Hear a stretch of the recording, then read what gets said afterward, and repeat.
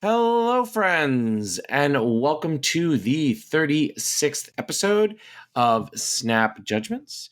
As always, I'm Roy Rogers, and joining me today is my friend and yours, the one and only Aaron Pulse Glazer. Aaron, how are you on this wonderfully balmy winter afternoon here on the East Coast of the United States of America? Roy, I'm generally doing great, but the listeners can't see when you do air quotes, right? Yes, but I've been told I do it in my voice when I do air quotes. Just did It's it in pretty his hands noticeable. again. All right. I've been told that my connotation and what's the other word I'm looking for that's escaping me right now? Intonation? Intonation. There we go. Thank you, my friend. I'm very tired. I lectured for 4 hours today.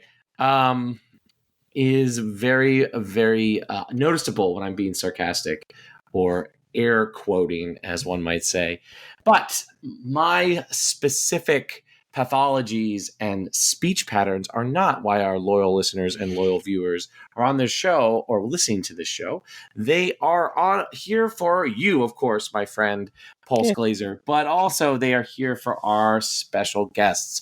Who is joining us today for this amazing episode of Snap Judgments? We will begin with my Marvel Snap Zone compatriot, the king of all deck guides. It is Bohe. How you doing? Amazing. It's a pleasure to be here finally after many people on Twitter. Demanded it. Yeah, for sure. So it's a pleasure for me, and it's my first time on an English show. So it's a pleasure for me being here. And thank you so much for inviting me. Thanks. And how could our friends find you if they wanted to subscribe to your social medias? It's Bohe Ibnida. That means I'm boy in Korean. It's Bohe Ibnida on Twitch, on Twitter, on Instagram, and basically everywhere else. So it's spelled Bohem, like Bohemian, Bohem, and IDA, I believe, right? IMNIDA. Yeah. Bohe Ibnida. There you go. All right. We are also joined by my recent partner in tournament making bliss. It is Snap Tactics himself. How you doing, Gunny? I am doing fantastic. Thank you for having me on today. I'm so excited to hang out with you three.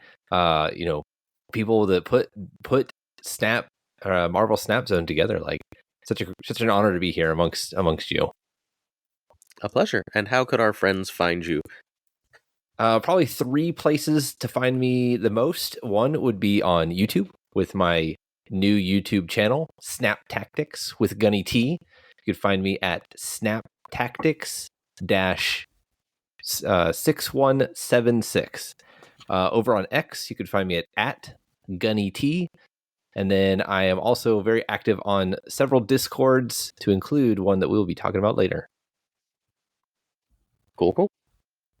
All right. Well, loyal listeners and loyal viewers, we have a jam-packed episode.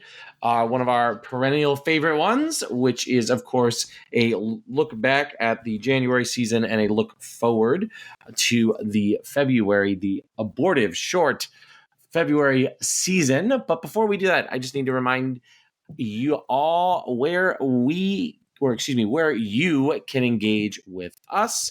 And I'm going to quickly delete these social medias that Glazer no longer uses, so I don't read them.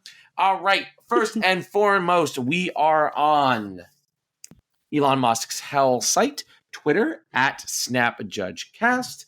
And we are also so incredibly grateful to be the official podcasting partner of Marvel Snap Zone, which means we are very, very active on their Discord. And by we, I mean Pulse Glazer over there.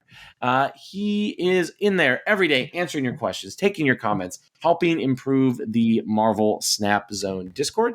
But you know what would improve it even more is if all of our loyal listeners and loyal viewers were to go and join the Discord. It is, again, the best large Discord in all of Marvel Snap. So please head over there, join. The link to join is in the show notes of this episode. It is in the description of the episode on YouTube and our friendly neighborhood pod catchers. We are somewhere in our email going to be able to find your messages if you email us at snapjudgmentspodcast@gmail.com. And last but not least, we have two incredibly important ways for you to engage with us. The first is at Snap Judgments Pod, our YouTube channel, where each and every day, except for Saturdays and sometimes multiple times a day in each week, Aaron is out there producing brand new Marvel Snap Zone content. Aaron, if our loyal listeners were to become loyal viewers of our YouTube channel, what would they find on the YouTube right now? So, new patch plus new season plus 2 cards releasing means that I don't get to sleep anymore.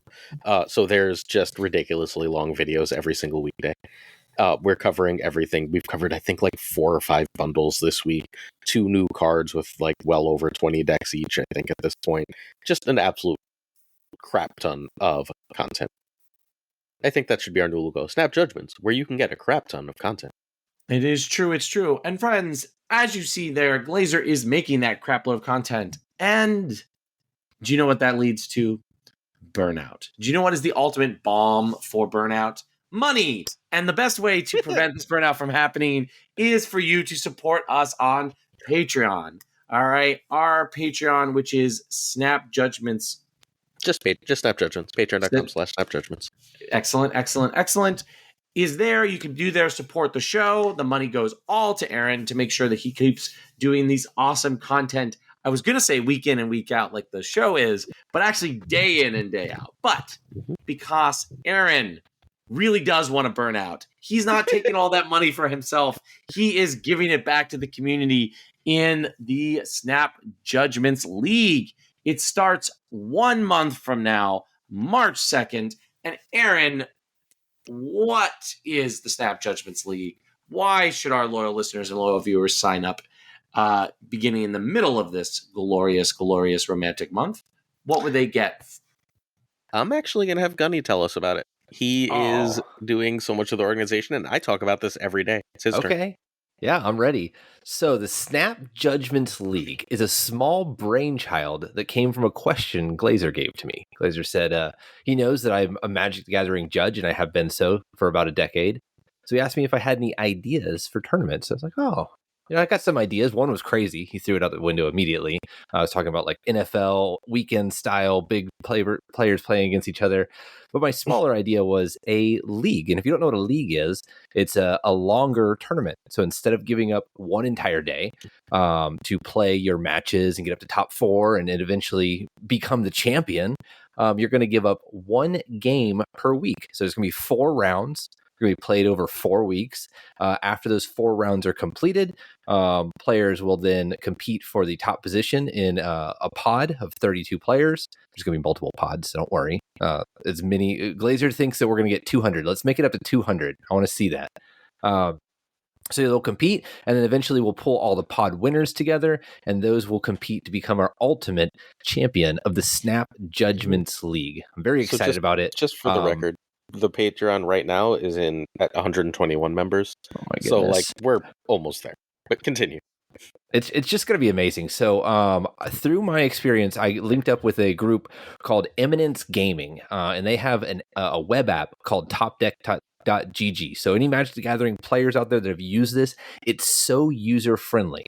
Glazer knows this because I constantly talk to him, but I have to be organized. I wrote an entire document that's, I don't know, a few pages long about how we were going to put this league together.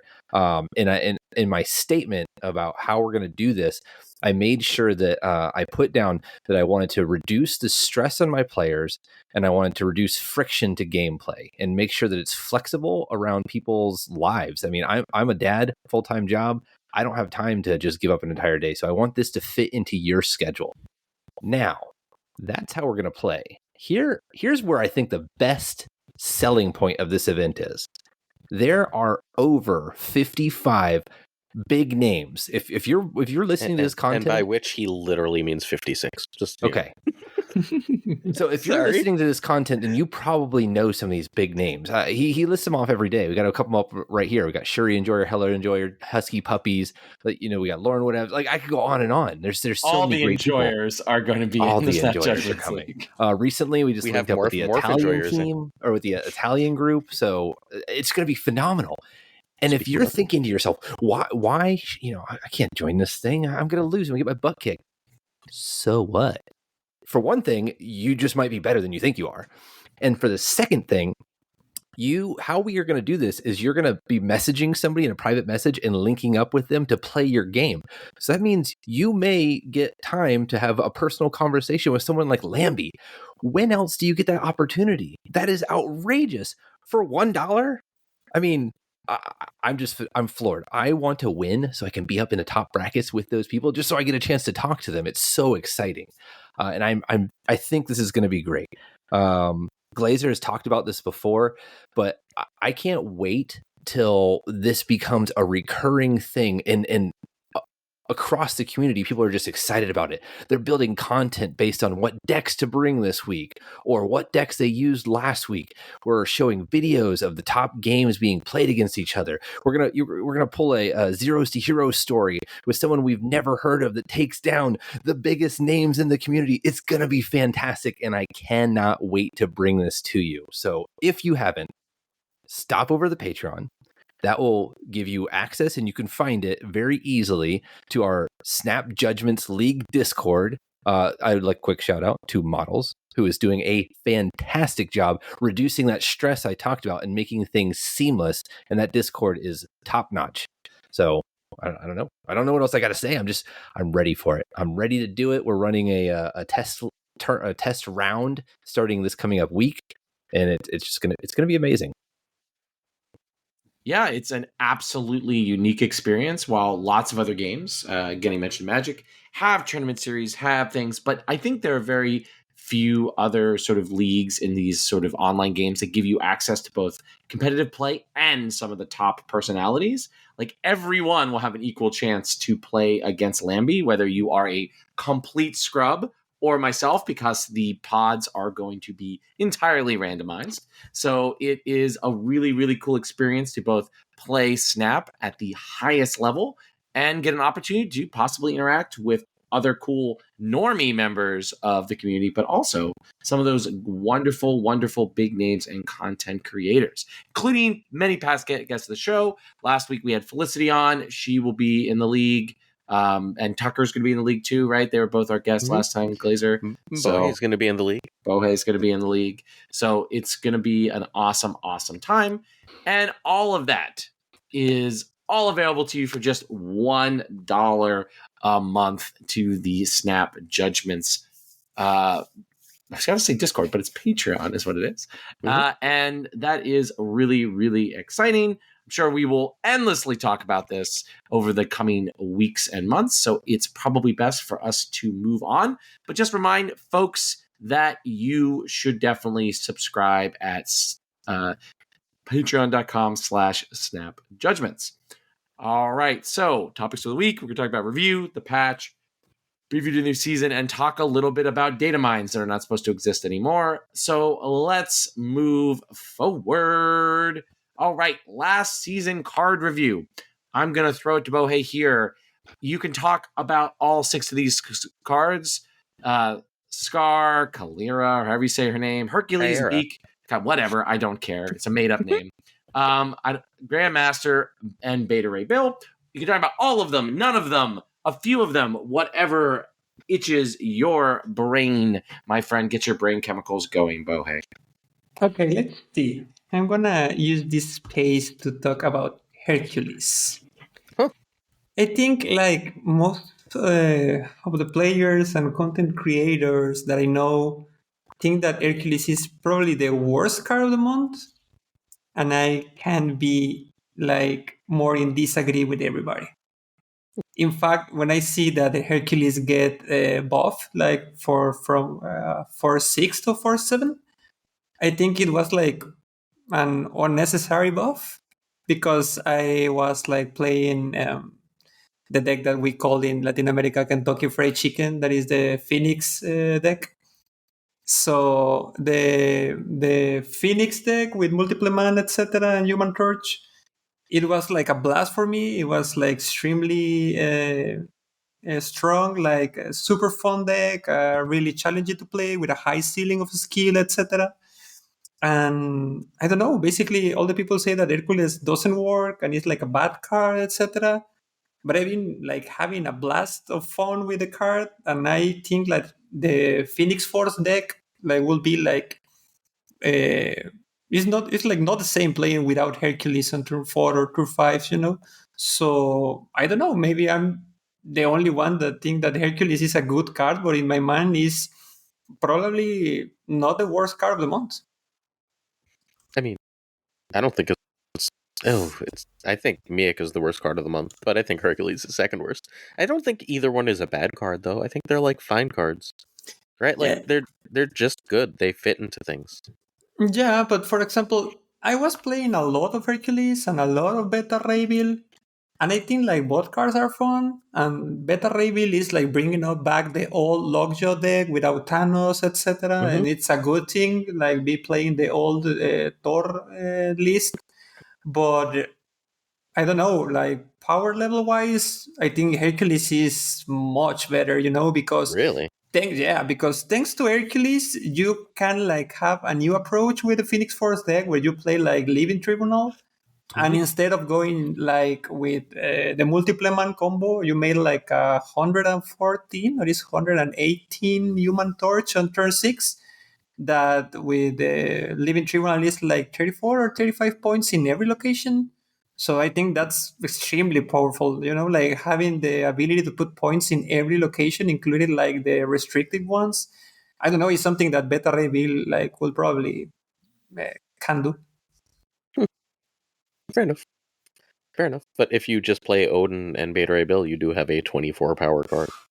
Yeah, but the sixth turn is like going to be taken by Odin, and if you are not like winning a second lane, like it's going to be probably a hard game. So in the Phoenix Force deck with Hercules, if you are like playing the Human Torch combo instead of the multiple man, if you know that your opponent doesn't have Killmonger, uh, I don't know. It's like probably like playing the ongoing Tribunal deck. That is a really good deck right now. With the Omega Red buff now, it's like going to be better even. So I think like probably leaving Tribunal is a card. I know it's not a card like we are like discussing right now, Mhm. but I think like leaving Tribunal is a very powerful card that is like giving you the chance to fight in really hard locations where many decks can't. And now that the card is like being played in many other decks, like ongoing Tribunal, Hela, the Hercules Phoenix Force with Human Torch, etc. I think that is like what makes Hercules a better card than Beta Ray Bill. Works for me. Gunny, Gun. oh, any Go ahead. thoughts about any of these cards? Oh man, do I ever? Which one am I going to talk about, Glazer? Oh god. Go ahead. It's Talk going to about be Scar. Scar. Come I know on, what you're it's going to got to be talk about. Scar. So I wouldn't say it's a claim to fame, but I made a deck called Big Dumb Idiots. And there's a couple of YouTube big names out there that ended up playing it to varying success. But everyone that has played it has agreed that the deck is fun. I am a Timmy at heart. I love slamming down some big cards, and Scar does it for us.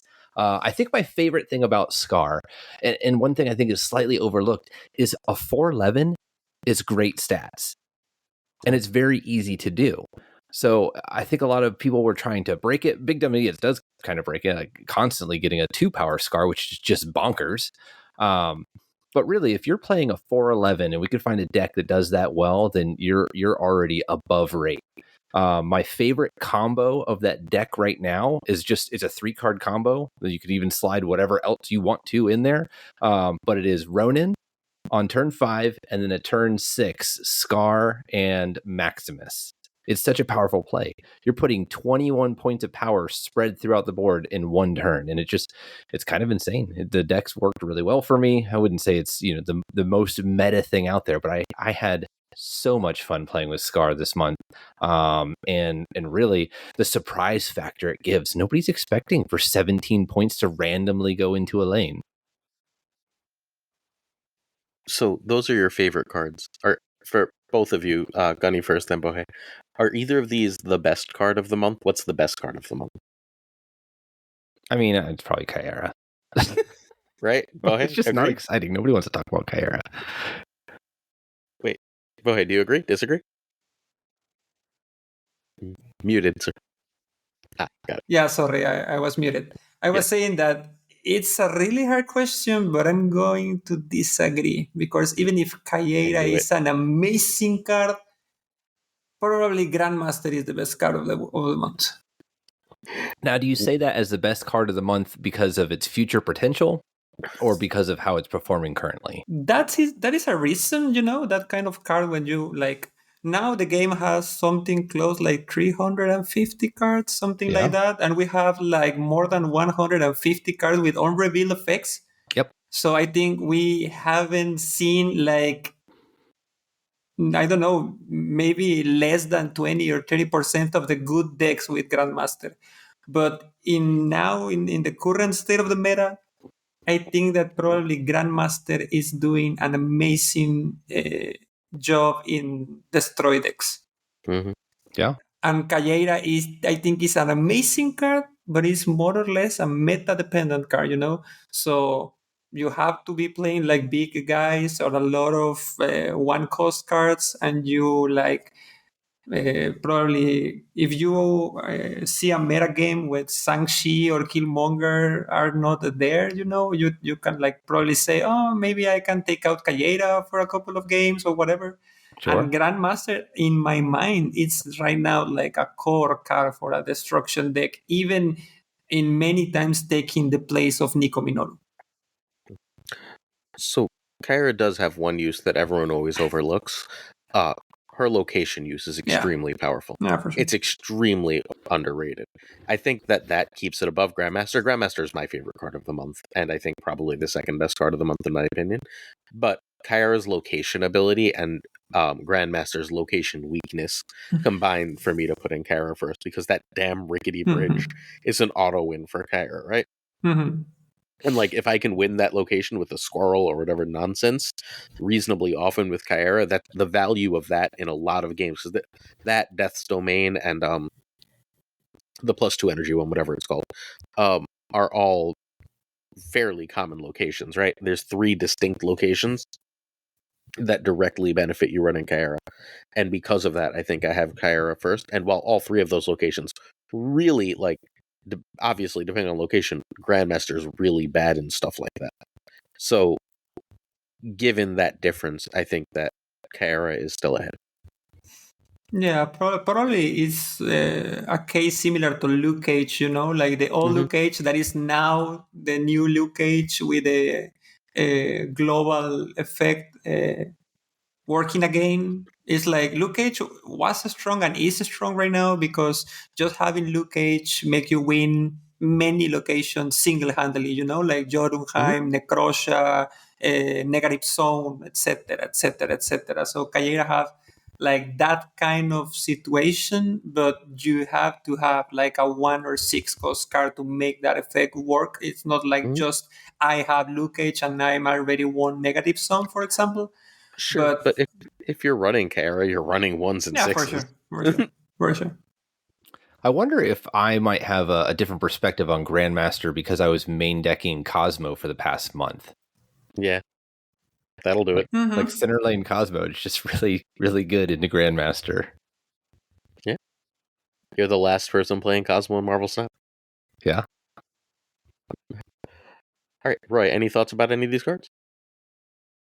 I'm going to continue my unpopular opinion that while I do agree Grandmaster is probably inarguably the card with the most upside, I generally did not like this month at all. I don't find any of these cards super appealing or super interesting. Maybe Grandmaster, when like he's really doing broken things, I will really enjoy, but just like this was one of the least interesting months recently. And definitely none of these cards made me like jump up and buy them. except for Meek. But Meek I bought mostly because of the cards that are going to be coming out of this month.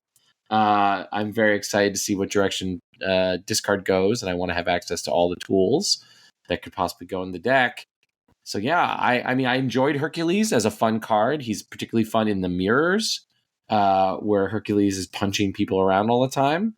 But I found this to be kind of a really boring month. It started with a pair of boring mid-range cards and ended with a boring mid-range card. So for me, this was one of the least appealing months in Marvel Snap after I think of two pretty banger months of November and December for me, of sort of high interest in the game and sort of high engagement with the new card releases. So, but I did already buy Supergiant, so we'll talk about the February season shortly and my engagement with that. So, let's dig in real quick with an overview of competitive play here. There's lots going on. We'll start with Gunny here. If you want to talk about your ladder experience to Infinite, if you did hit Infinite, the Infinite Ladder, if you experienced that, Conquest, anything else about gameplay, you can, as always, with this segment, you can hit any, all, or really none of these. It's all on you. But how did competitive play shape up for you in January 2024? Man, this was an exciting month for me. So I've been playing for now about 5.5 months. I joined the last week of Dakin season. And I finished my Series 3 grind probably right at the end of November. So this is the first time I've been Series 3. I was able to hit Infinite every month before then, which isn't the hardest thing in the world. You're paired up against people with the same collection level. But this month I finally, had full access to all the cards and whatnot. And it was really fun. I had set myself progressive challenges. I wanted to make top 10K, I think, in November, and I did it. I wanted to make top 1K in December, and I did it. And I wanted to make top 500 this month, and I did it. I was able to do it with that deck that I had spoke of that I made, and it was very exciting for me. A very exciting time to be a player. All these things are very fresh to me. I'm fairly new to this space, so there's a lot of enfranchised players that I don't know if they still have this amount of excitement about doing these things that I'm doing right now. So it's been a great journey. My ladder climb was pretty great. I was able to do it in about less than a week, maybe 5 days or so. After ladder, I was just continually climbing up. I got into the top 1,000 pretty easily, and really just from listening to a bunch of other content creators and some of the tips I had come up with, I was able to make it to top 500 pretty easily. Speaking about doing it for the first time. So that was great. Now, Conquest, on the other hand, I have still yet to get an infinite border. It's not something I've been focused on, but I think that might be a challenge I'm going to take myself on this month. Go ahead. This month I almost reached 8,000 snap points. My goal for February is going to be 8,500. But I was playing a lot of junk lately. On December, I reached Infinite with the Kang junk list that you upload on YouTube. Yes, I did. And That is a fun now, list. yeah, it's an amazing list. Was one of my, I don't know, maybe one of the decks that I've been like most proud in the last months. And that was just a decision I make because the people for a Spanish podcast made a challenge with me for like reaching infinite using Kang. And I like start playing Kang in many different shells, like on Silver Surfer and Junk and in any deck that had like a free slot. And after reaching that junk list, everything was incredibly easy. I don't know. I reached infinite in less than 50 games. And then on January, I made a 73 to the 93 road with the same deck. I don't remember why I changed during like the last 10 levels, but it was like an amazing journey. And then I was invited to another Spanish podcast that is like with many of the best Spanish players, and many of them are like top 100, top 50, or something like that. So that motivated myself a lot, like to grind harder every single day. So I put myself like the goal to reach 8,000 points, and I almost made it. And this month I'm going to try to hit 8,500. So I was playing extremely serious every single day, and I don't know, maybe an infinite feels, I don't know, maybe a little bit different, like playing the 273 to 93. I used to say it's something like the people play in a more educated way. I don't know. It's really amazing how you made some snaps on turn 2 or turn 3, based on like locations or something like that, like putting some pressure on your opponents, and many opponents like just retreat, and you mostly don't see that on like, I don't know, 70s 80s before infinite. Every single player like try to play every single game to turn 6, etc. So it's like an amazing experience, like to be playing on top 1000. Cool. I hit infinite in my usual, I don't know, 2-3 days, whatever it is. Basically, as soon as the hot location goes away, either on like Friday or Saturday, I decided to hit infinite. So I did it with bounce. It was not difficult this month. Bounce is good. Bounce is fun, and bots are really bad against bounce, so you get a lot of 8-cubers. I barely played Infinite Ladder. One day, I chronicled on on the part of the Discord we used to hang out at, my fall from my usual 5,000 to like 16, 17,000, as I made every wrong choice and listened to Gunny yell at me and be like, stop playing. I was like, no, I'm going to make every wrong decision all night and just lose rank. And I did, and I finished at like 20,000, and who cares? I'll finish probably in the general 5,000 range again. At some point, if I ever don't do daily videos, I'll focus on a climb. But the time that I would be like grinding is time for like developing content, so it's just not going to happen. Conquest is fine. I didn't play a ton. I took a Hella deck to game 5. It's like a standard Hella Lockjaw Black Knight deck that runs Kyra and stuff. I took it to the last game of Infinity Conquest. I was up 3 cubes to 1 in a mirror match at the end, and I lost because it's Hella, and sometimes Hella just loses you games, especially in mirror matches. And whatever. The only other thing I want to say about gameplay is this is probably the healthiest the game has been since August. As soon as Blob was nerfed in the middle of last season, we ended up in a really good place where I genuinely, if you asked me what the best deck is right now, I don't know. I genuinely don't know. There's like 6 decks I think it could be, and there's like another 12 that like on the right day can beat any of those 6 decks. So that basically never happens, but when it does, it's really, really fun, and it makes the game a lot more fun because like, you're not just going to run into the same thing over and over again. By the way, if I had to pick a best deck right now, I think it's actually the Grandmaster Destroy. All right. Well, let's talk a little bit about the big changes. I'll throw this to Bohe to start us off.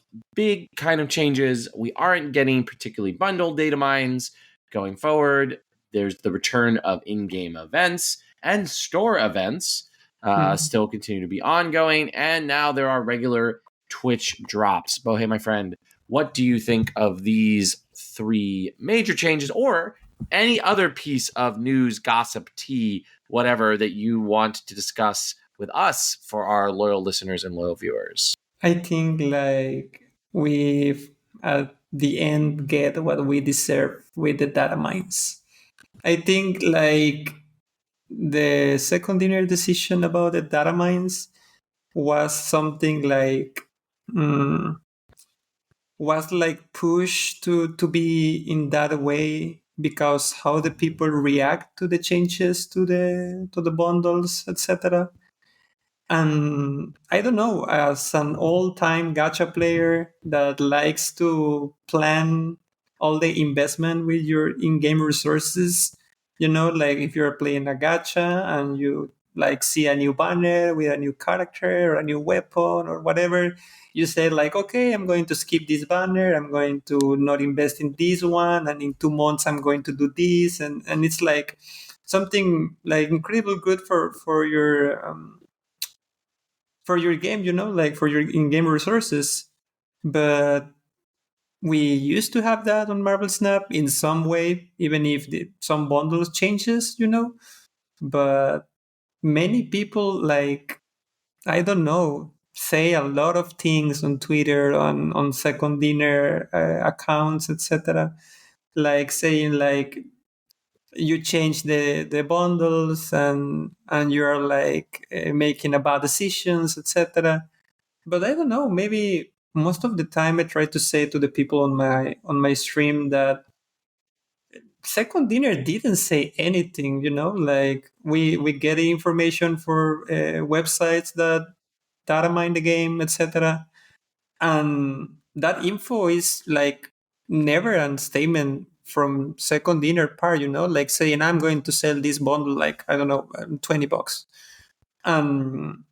I don't know, maybe it's better in this way because it's, I don't know, maybe more exciting to see what's coming, like a big surprise. And maybe, for example, the last three bundles was like buffet in a way, like better than how it was set in the data mines. So maybe it's better in that way. And that's like, general terms, my opinion. No? And I don't know, in about the Twitch drops, I think it's like an amazing decision, like from second dinner, because as a daily basis streamer on Twitch, the numbers really, really, really get higher when there are drops. And I think that exposing the game to more public is like better for every one of us. Gunny? I think from the data mine standpoint, obviously planning is good. Money can be tight, and it's nice to be able to plan where you're going to spend it. I know you've spoken before, Glazer, about how it just makes you spend less, which isn't necessarily a bad thing. Maybe it'll make more people spend less. But I want to focus on one of the positives. There's not very many, but one of the positives that might come from data mines, and that's the excitement that we're all going to be able to have when something comes out, something new and fresh comes out, and we get to look on Marvel Snap Zone and see if this is a good bundle, and wait for the video content of telling me like, hey, this one, it's historically better than the ones in the future, or maybe this one isn't the one to get. I think there's a bit of an excitement that we can all get as players when this new content comes out, because right now we're going to be talking later about cards that aren't coming out for a few months, right? But how much cooler is that release video going to be whenever we're seeing the cards for the first time, right? Everybody's seeing it together. We're breaking down the video. I think there's some excitement to be had there. It's not all negative. Obviously, planning sucks. I wish that I could plan better. But from a non-planning aspect, it seems like a really cool way to engage as a community and talk about these things as they're fresh and new and coming out in a short amount of time. And then the other stuff with the Twitch drops, I think Bohe hit the nail on the head there. Is, it's really good for the community. I don't know how good it is for the streamers.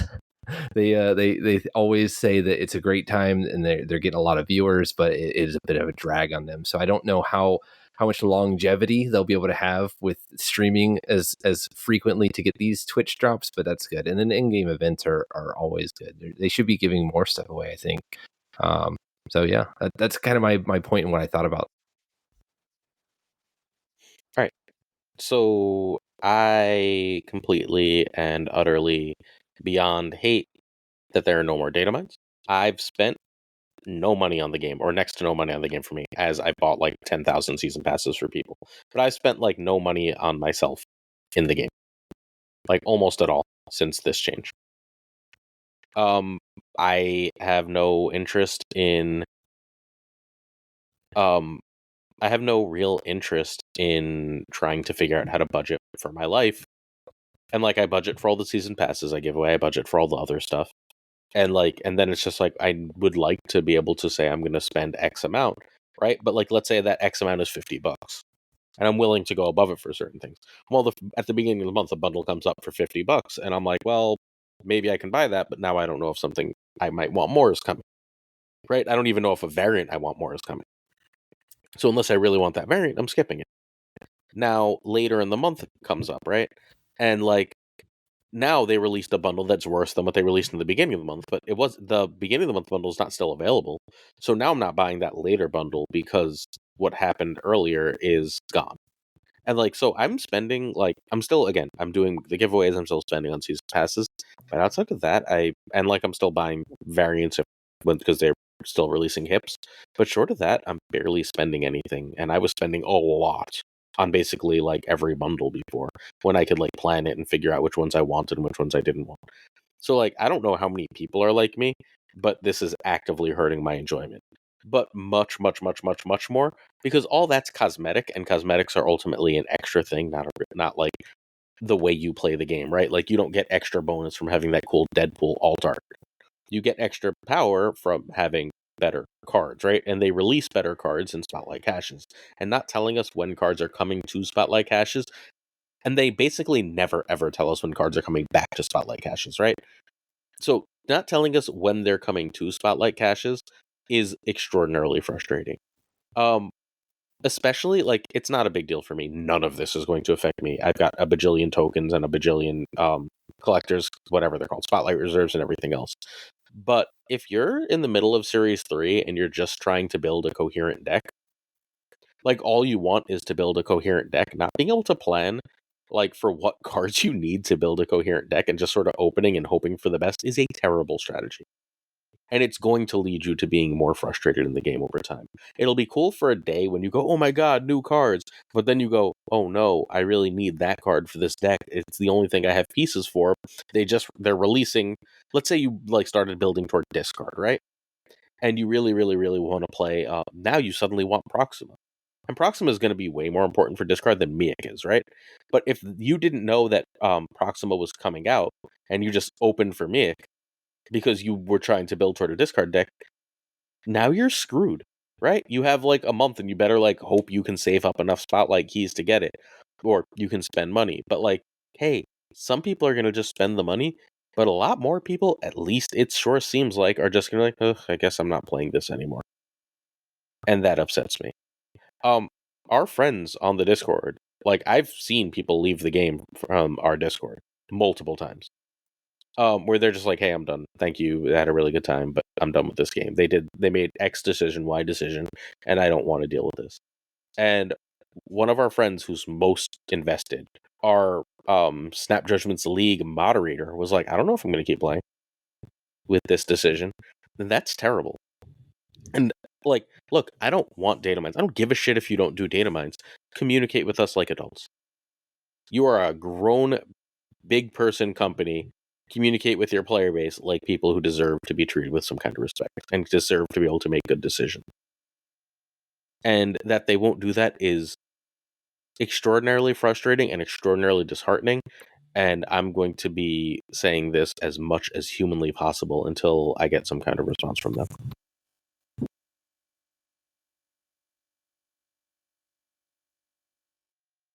Yeah. Anyone? I mean, that's, you bring up very fantastic points, Glazer. It could be a big impact on people. I try to look for the positive in things. There's a lot of negativity that always weighs us down. So I at least try to find something good to think of. But you're right, all those points are very key, and we do deserve to be able to play them properly for the game that we love and we're supporting. Like, I'm happy to give you my money. I think most players are. Like, the entire Patreon model is built on the concept of like, hey, don't you actually want to support the things that you enjoy, right? And it seems reasonably successful. And like, you can gouge us, but just communicate with us, right? Like, just be fair. And that they seem to refuse to genuinely frustrates me half to death. Again, for bundles, it's one thing. It's annoying. You won't get my bundle money. That's going to suck. But like, if it's card acquisition and people's ability to play the game, we have a different problem. I mean, Glazer, I think your mistake here, not necessarily wrong with your arguments. Your mistake here is assuming, though, that this corporation is deciding anything actually far enough in advance to be able to be comfortable with its communications. I would not be surprised if what is in the Spotlight caches isn't locked less than a week before they write that article and slot everything in for that month. Rory, you bring up a great point. I mean, we just had we just had a card release that wasn't even what it was supposed to be and had to get changed hours after release. Like, where's the QA process on that? So, I mean, and I like these people, but grow up. You're a business that just got paid $100 million. Do better. Like, it's not the consumer's problem that you can't plan. No. Stop making it our problem. I mean, Aaron, none of the things you were saying are wrong, but again, maybe this might just be a slight peek behind the curtain of my life, but everyone in our wonderful society needs to grow up, because most organizations do not have their shit together and are not capable of announcing things in a timely manner, and are not like, things are not locked in. Like, the illusion of competency that is real. And these people at Second Dinner are good at their jobs making a game, but things are frequently not locked in for a variety of reasons. Not necessarily even because people are making bad decisions, but somebody somewhere needs to approve it and needs to go to 50 different approval processes. Like, we are operating from a veil of ignorance, and definitely all of your arguments are very cogent about why people quit, but I think they run up against the reality of large-scale organizations, particularly large-scale organizations trying to release cards basically every week of the month, which is like very few other card games are trying to do. So I'm not surprised that their systems consistently fail them and consistently can fail the consumer. But whether I'm surprised or not, in the interest of the long-term health of the game, like, again, it's not for the people on this podcast, this isn't going to be a huge issue. But for your average player who just wants to do some dailies and get a new card, right? Like, and build a good deck, this has got to be a nightmare. Bohe, do you want to chime in here before we jump into talking about the actual cards that people, or excuse me, the patch? Yeah, I was thinking about, like, I have a question that it's like, I know that it's 100% confirmed that we are not going to get more bundles Datamines, but it's almost 100% confirmed that we are not going to get cards Spotlight Catch Datamines, right? Yep, it's confirmed. They've basically been answering questions saying, yeah, they basically said, hey, we want to change it to make it the best experience possible, and we want to be free to, so we don't want to tell you anything, which is bullshit. Right? We're not ready, what they're saying. In that case, Pauls, don't you think, like, the average player that you said, like, I don't know, a player that logs in just to make, like, the dailies and play, like, 2 to 5 games every single day, don't care about what is coming the next week, and just, like, see if the card is like, this is good, this isn't, and I'm just going to play my games? So they do care, though, right? Like, so, I mean, look, I release a video every day, and so I'm reaching all sorts of different people, right? And I see people who are like, oh my god, I didn't know this, that, the other thing was happening. But they're still watching, like, a video about it, right? They're still trying to keep up. They're still, like, clicking on the different things. And I'm convinced, and all evidence seems to suggest this, if Cozy releases a video, it gets 120,000 views, right? Those players, I don't think, are watching any other Marvel Snap content. They're watching Cozy. But that's like 100,000 people that are getting that information from that person and nowhere else.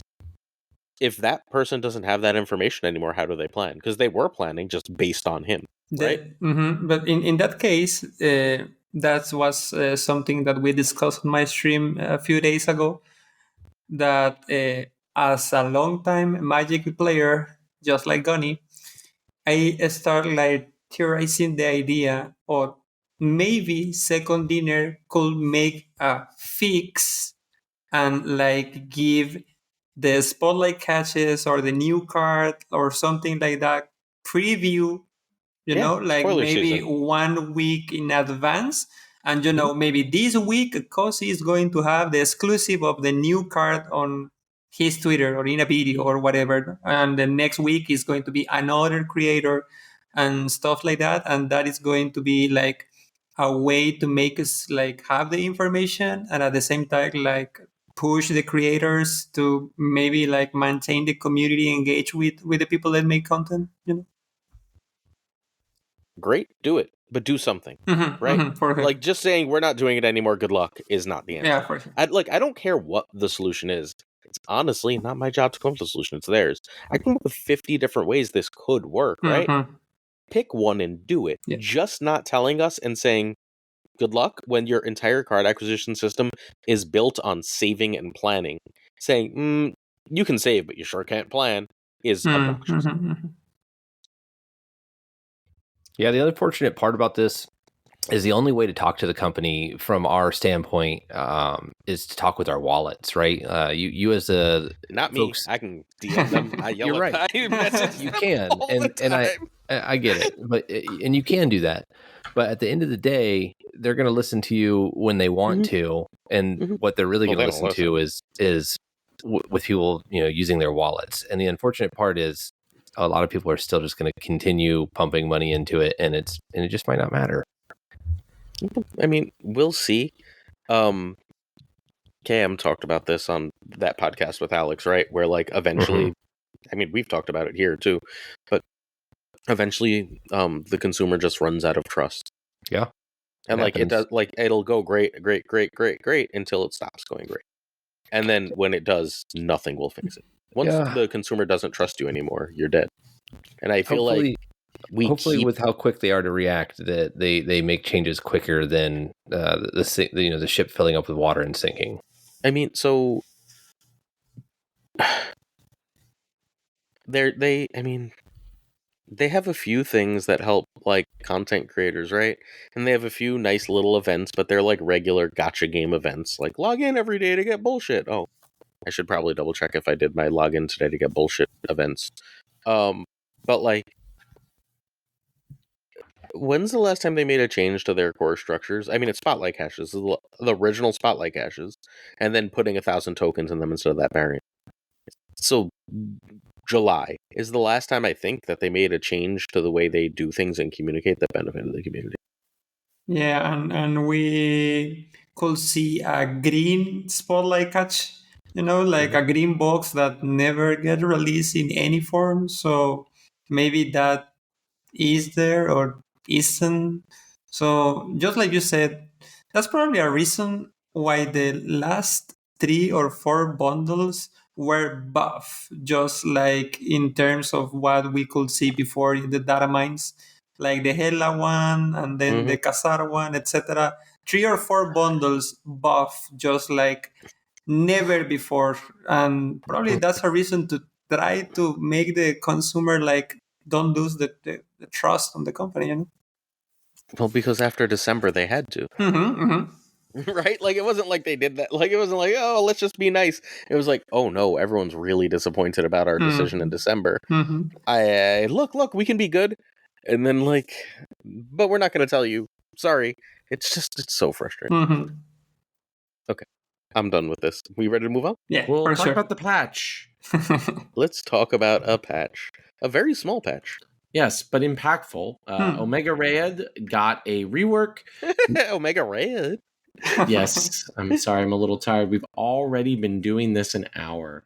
All right, so Omega Red has gotten a buff where he now only requires you to be winning, but only gives 3 power to all other locations. Beast has had a rework that we'll discuss whether or not it is a buff or a nerf. A lot of opinions came in hot. He is now a 2/2 with the text on reveal, return your other cards here to your hand. They cost 1 less next turn. Hellcarrier is the same card, except he or it, now fills your entire hand with random cards when it's discarded. Gunny, what do you think of these changes? I am going to assume you're going to want to talk mostly about Beast. I actually am not going to talk most about Beast. I want to talk most about Omega Red. It's an exciting change to me, and here's why it's my most exciting change to me. It's impactful. It does things. It gives people a way to swap out like a Miss Marvel card. Pretty easy swap there when people are asking, what do I swap this with? And it's a card everybody already has. I whenever we get hit with the nerfs, it feels so bad when you've spent resources to get something that's really good and it performs well. Let's think Werewolf by Night, and then it gets nerfed and it's not good anymore.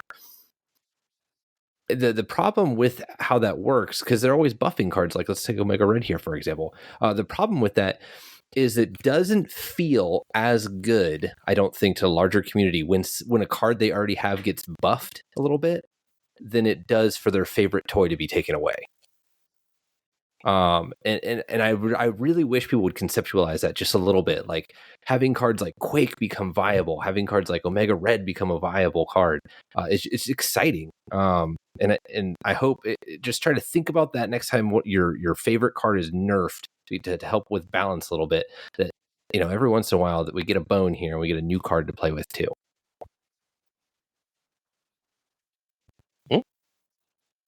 I'll take that. Go ahead. Well, about Beast, I think it's more or less like a buff, something close, like I said at the beginning, like similar to what happened to Hulkbuster. Because in my mind, when the card gets cheaper, the card gets better. Even if we lose some power, but you win some flexibility. Even if now Beast make you like, or give you just a one turn to get the benefit of like costing one less energy for your cards, So I don't know, maybe it forces you to have an amazing turn 5, but at the end, turn 5 is, in my mind, the most important turn of the game. So most of the time you're like doing your best possible play on turn 5, like just trying to enable your turn 6. So in my mind now, just like Hulkbuster is like better on card with Deadpool and better card with Human Torch. In that case, Beast is more or less like giving you more flexibility to spend like an extra resource, an extra energy on turn 5, just to like assemble your best 6 turn play. So, I think Omega Red is great. I think Helicarrier is going to be meta. Basically, the instant Corvus Glaive comes out. I think it's good now, but it's going to be meta when Corvus Glaive comes out, because holy shit does this card love Corvus Glaive. +1 energy and all the cards in the world to play with it just seems good, even if they're random. And Beast is worse. Sorry, he just is. The 1-turn discount is a giant nightmare. It's okay. So what bothers me about it is Beast wasn't a problem with his previous design. Bounce was fine. It was a tier 2 deck. It was a fun tier 2 deck, right? So what they did is they took its main piece, which was better than their Season Pass card, and said, let's make it different and worse than the Season Pass card. But it wasn't overpowered in the first goddamn place. They just separated it from the Season Pass card because they were like, well, why would you play Black Swan half the time? Because you have Beast, right? One less power, but like, hey, it's so much easier to use. So now Beast is extremely hard to use, especially because, and we'll get to this, I think Supergiant is kind of nutty. And Supergiant on 4 means you can't play Beast on 5. It also means you can't play Black Swan on 5, right? But like, you could have played Beast earlier, and I very often did play Beast on 3. A lot of my games went 1-1-1 Beast when I played Bounce. And now that's no longer a viable play. That's like an actively bad play that makes winning harder. Playing Beast on like turn 3. I need to play Beast on turn 5 for it to have real value. I don't even want to play it on turn 4 unless I'm going to get a Black Swan off on turn 5. And at that point, it's just worse Falcon. Now, if I'm playing it on turn 4, then I have to move my Hitmonkey or Shang-Chi around on turn 5, right? Because I need that discount if I'm not seeing that other card. And if I'm doing that on turn 5, I've defeated the whole purpose of playing Bounce, which is the late power burst, the protection that provides me. Because now I've already made my big werewolf a Shang-Chi Shadow King target. I've already dropped my big Hitmonkey. Whatever my payoff is has to happen a turn earlier, which is a weakness the deck cannot afford because it's already super fragile. It's already playing a bunch of shitty statted cards like 1/2s and 1/1s to try and make these things work. If those things die, the deck is completely dead. And Beast being 2 makes that a significantly more likely problem for you to run into. But in that case, how was Beast before being a 3/4? It was fine. You beasted on 3 or 4. And then you had the discount that you could hold until the last turn of the game. But before costing 3 and having 4 power, Beast has another line of stats, right? Oh yeah, when it was a 2/2, it was completely broken, right? Mhm. Because it was a 2/2 that kept the discount forever. Okay. So you can play it on turn 3 or 4 just fine Mhm. still, but then you could not play the cards you got back until 6. Okay. The big difference is when you have to go off. Beast says when you play Beast, a lot of what it says now is I have to go off next turn. Mhm. What it said before was this is the proper time to set up going off at the end of the game. And going off next turn, whenever next turn is exponentially worse than going off at the end of the game. Yeah, I have a long time discussion with my chat many times when why Beast can keep like the -1 cost like even below 1, just like Loki. You know, many people say like Loki have to be nerfed and Loki should not bring the cards below 1.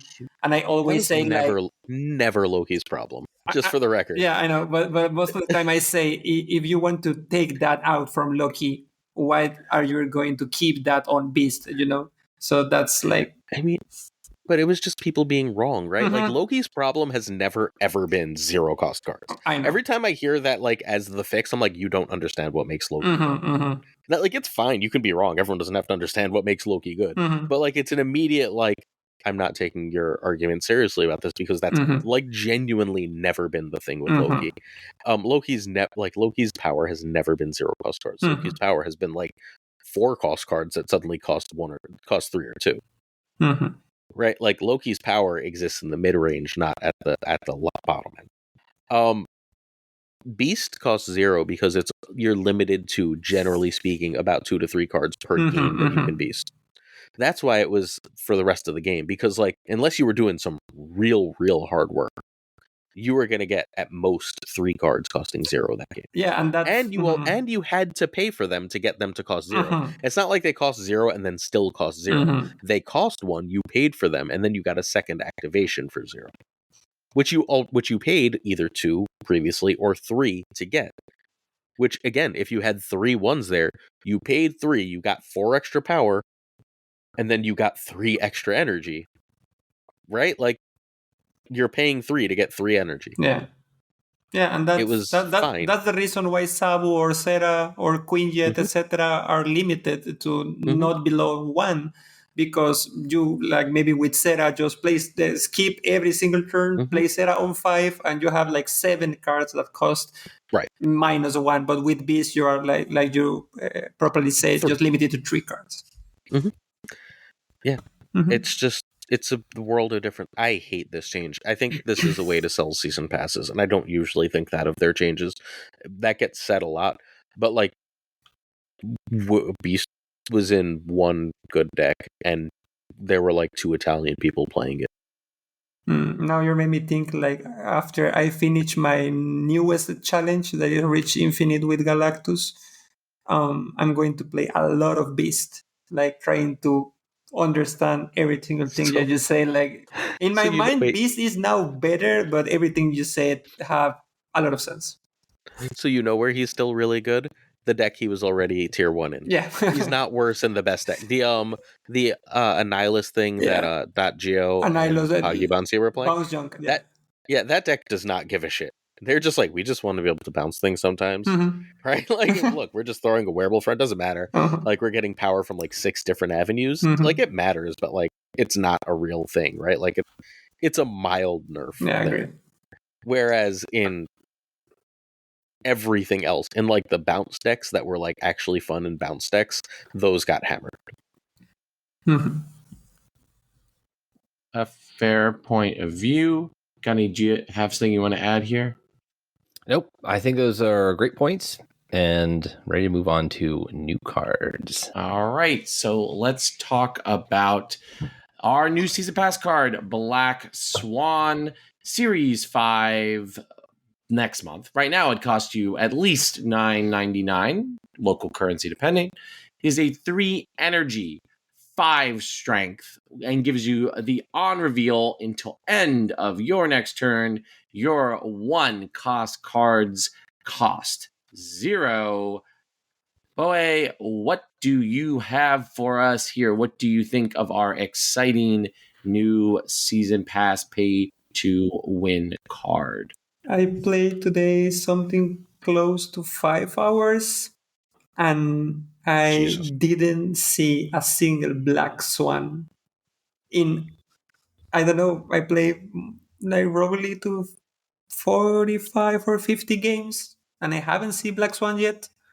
So I'm not pretty sure what the people are thinking about the card, and that made me question myself because in my mind, Black Swan have like a high seeding potential of being a good card, But I don't know. Maybe the people are not really interesting of doing something with Black Swan because that means like you have to make a really, really like Black Swan focused builds, like maybe bounce or maybe Sudex or something like that. Maybe in my mind, probably the best shell for Black Swan, like almost with every single other card that Marvel Snap releases, is Thanos. Because with this, you are going to make your gems or stones cost 7. So maybe that is like the best way to play Black Swan right now. Because just like Paul said, maybe this seems just like the new beast. So in maybe you're going to play Black Swan on bounce or something similar. But in my mind, maybe Thanos is the best shell for Black Swan. Gunny. So I played Black Swan some today in Bounce, and I have to say it just felt awkward. The deck was already kind of doing its thing with Beast and reducing its cost already, or I needed to use a Falcon to get some of the ones back into my hand. It just felt really clunky and awkward to use. As a 3/5, it's got some nice stats to it, but it's really in the middle of your game plan of when you're going to be doing things. So you're either holding a bunch of stuff in your hand to use Black Swan, or the things are already out on the board, and then you need to get them back into your hand to use Black Swan again. So it fell into a very awkward spot for me. I haven't really tried it in Thanos. I could see some use there, but again, I feel like you have already done the things that you want to do by playing your stones early. So when are you sliding in Black Swan? I'm just not really certain. It just feels like an awkward card in the middle of the game. I don't know. I guess that's really it. So the problem is it's only a turn 5 play, right? I don't really want to be like. I think the design space they're going for is kind of anti-old Wave, where Wave was just like, all right, let's lock it in and you can play one thing, right? This is saying, okay, you can sort of go off. And like, the problem is, ultimately, I don't want to save all my ones for turn 6. I want to get the early benefit. Like, the whole point, like, because they don't have enough stats to be good enough on the last turn, right? So I want the early benefit of playing them, and then I want to be able to play them again, and then I get, like, actual value out of them by playing them twice. And Black Swan does not enable that. It does not. I still need a extra card to be able to do that. And they took away my best extra card to do that. Like the hands down best play you could do would be like Black Swan and Falcon on the same turn. Yeah, that's the turn 5. But yeah, now you need 2 specific cards on turn 5, and you better also have Hit Monkey for turn 6. Like, it's just, it's an ask. Your hand can't be full of demons and other random stuff. Right. And like, God forbid there were rocks or squirrels out, and now your hand is full of complete bullshit. Today. I had a hand, I used cards to bounce, and I got 2 squirrels back to my hand. Yeah, and if you like try to make this work like the early game or something like that, like on turn 3, for example, you don't want like to clog all your lanes on turn 4, So Yep. It's like, oh great, I can play in 2 slots left. They drop a goblin, and you're like, I gotta go. Yeah. Yeah, that's a problem for sure. This is maybe also, this was so much better as a 2/3. Yeah, for sure. In fact, a friend of mine uploads a video that says the fastest nerf in the history of Marvel Snap because as 2-3 is maybe busted, But in my mind, maybe like talking again about Thanos, maybe the only way that I want to like clog all my lanes is because I have Killmonger and Death on my hand. So maybe in the Killmonger Death build of Thanos, Black Swan could be a good card to have, like you dump all your board and then you use Killmonger, have a free Death, and maybe have some triggers there, like on reveals, or maybe. So, ready? That would be a really great play on turn 5. How much does Black Swan cost and how much does Killmonger cost? Yeah, for sure, 3 and 3. Yeah. You don't want to do it on turn 6. I had the exact same thought. And I was like, great. That would have been such a cool play. Except now it's not one I can make. Right? Like, I can play Well, them maybe on if you turn. play Magic and you do this on turn 6. No, what you'd have to do is you have to Black Swan on 3, Yes. so that you can do all the stones and Killmonger on 4. But that's a god draw on turn 3, right? Like that in a Thanos deck with 18 cards, this is not happening. Yeah. And you know what? If it is happening, it happened because you played all your stones to draw that shit already anyway. Yeah, for sure. So I'm confused. So why does this card necessarily have to be like a bounce combo card? Like, how much is playing, say, Black Swan on 3? Mhm. Like, so having a 3/5. How much is, how many free 1-cost cards do you have to play on turn 4 for that to be worth it?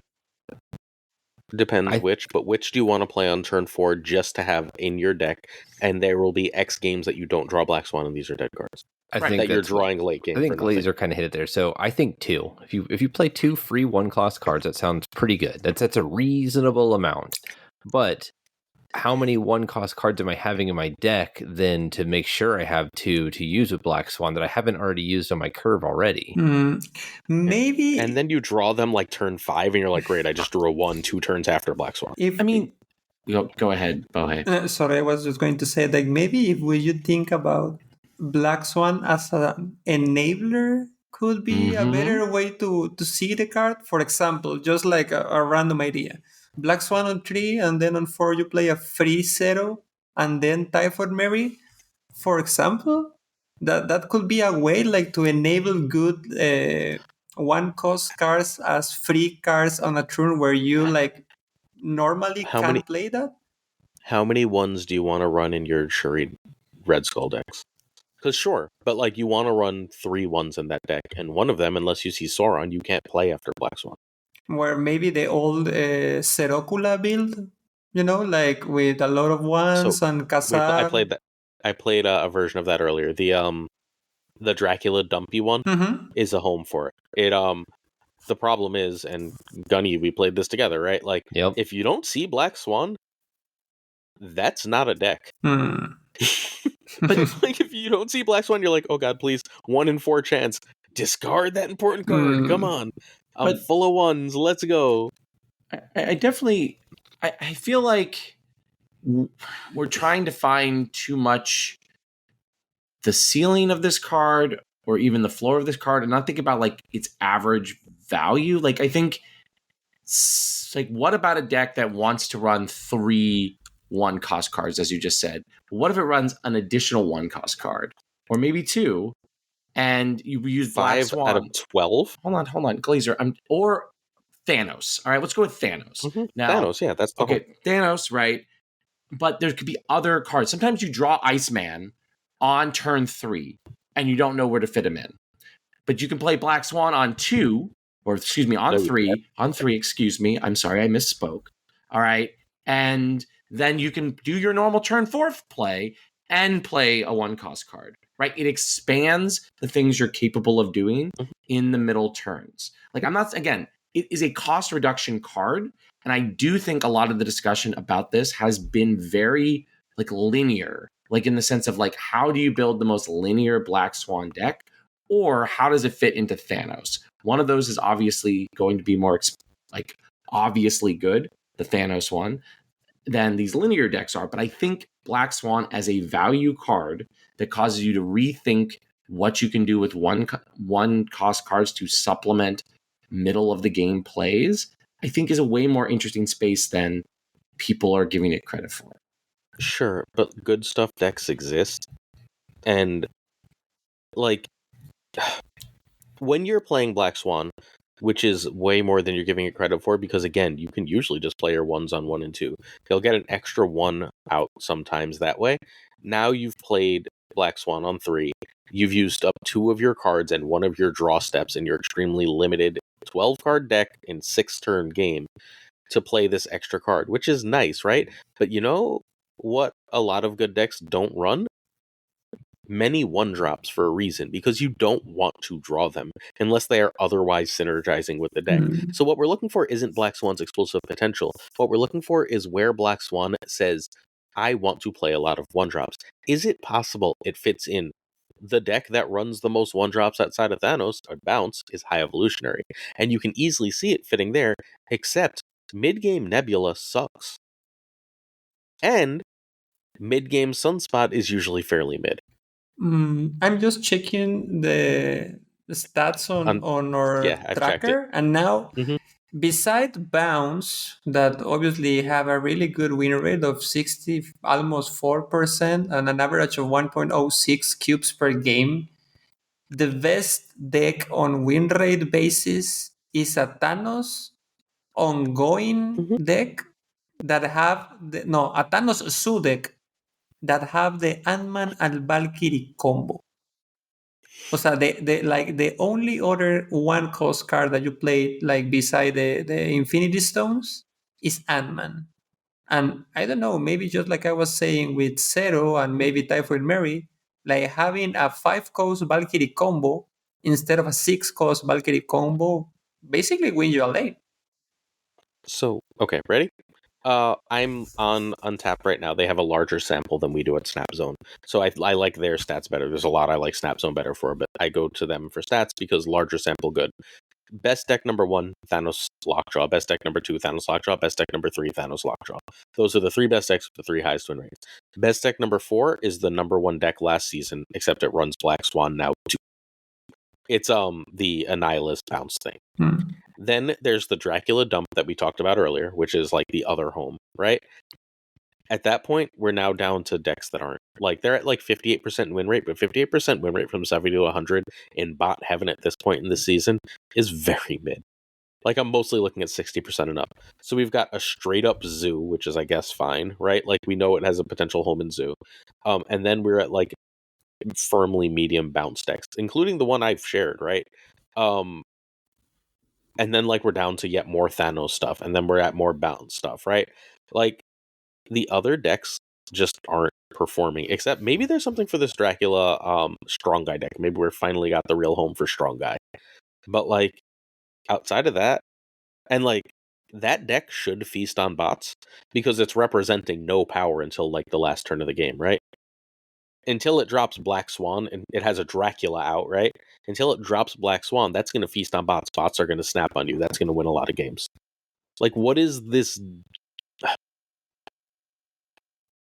Decks in Marvel Snap are good for 2 reasons. They either create archetypes or they create packages, right? So Black Swan either has to create an archetype or go into an archetype that's good and be good enough to go into it. And it seems like it's probably good enough to go into Bounce and probably good enough to go into Thanos Lockjaw.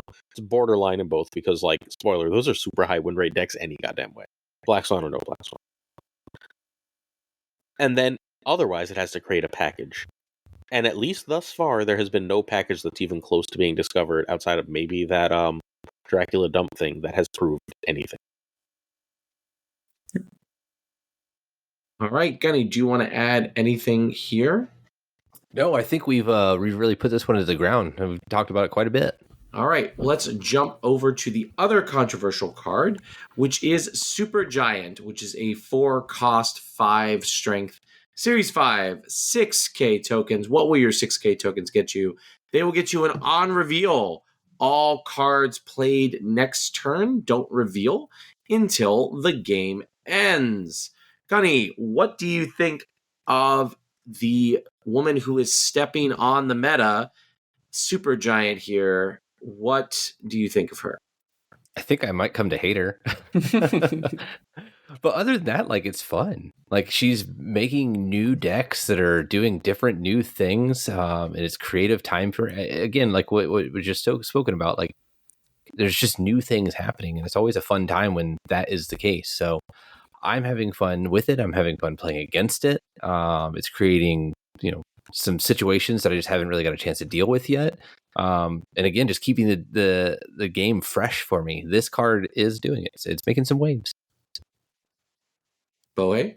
On my mind, this is the closest card to Legion in some point of like seeing the card on a big picture, This is because just like Legion, at the beginning, like almost no one played the card, and after 3 or 4 days, everyone is like playing Legion in every single deck, just realizing how many scenarios Legion can win like single-handedly. And about Supergiant, I was thinking something very similar.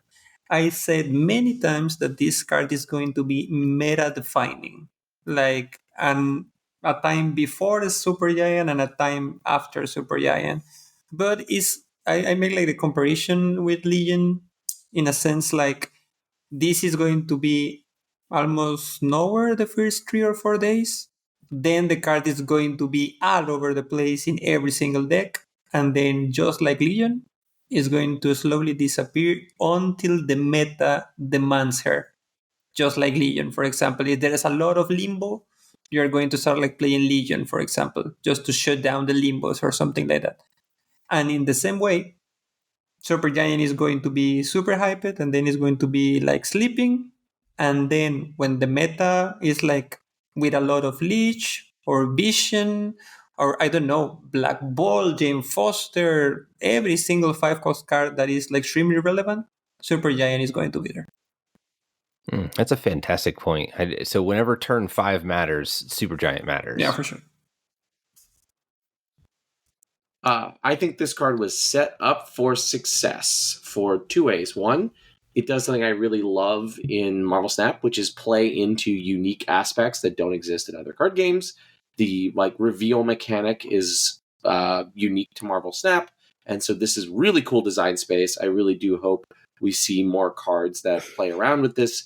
It makes this card exciting, dynamic, really interesting. Like, this is like a must acquire card because it does things that really you've had not very much control over except for locations up to this point, except for, of course, Invisible Woman, who is, of course, also one of the most interesting cards in the game, right? So we have Supergiant there. Second, she is Zabu fodder.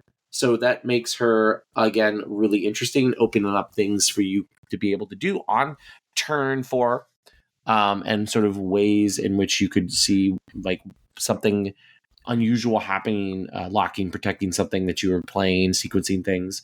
There's a lot of really cool things to do to Supergiant. I know the Alioth sort of blow everything up lifestyle is the sort of flashiest thing and most frustrating and most toxic, but I think Supergiant does so many powerful and interesting things that I really hope that Second Dinner establishes this on reveal as the heart of the card, even as they adjust numbers for her to sort of maybe get around some of the Alioth things or discourage Alioth things or all these various things that need to happen. But I think for me this month, Supergiant is the coolest card, and in a month full of, I think, really desirable cards, she might be the most desirable. Rory, can you break down that Supergiant Alioth interaction real quick? So yeah, you can, let's see, I haven't done it yet, but you can blow up your opponent by 2 lanes by being first. And of course, you got to be first. You got to stay in control of the game. Priority is the big one here. Right? And then you play Supergiant, you put Absorbing Man behind Supergiant. You then play Alioth on 6. Alioth resolves, blows up 1 lane, then the game ends, and Absorbing Man comes up, and the on reveal from Alioth goes off and blows up your opponent's a different lane. basically anytime somebody plays Supergiant and you do not have priority, you have to be aware of Alioth. So if you do have priority, you have to be aware of Valkyrie. That's a good one too. So there's not like a good solution here. This is going to get nerfed, and it's going to get several other cards And nerfed. if for some Like- reason you are playing like Magic, you have to now fear Grandmaster because that Alliot can happen again. Yep. Like no, man. it's completely absurd. This is so we're at the point. It's only been a few days as of recording, right? Where this is a fun card. And this is going to stop being a fun card fast. So you compare this to Legion. This is Legion married to Professor X. Yeah, for sure. Right? Like, it's like, oh, what if Professor X and Legion were just one card? Oh, that'd be broken. Well, welcome to Supergiant.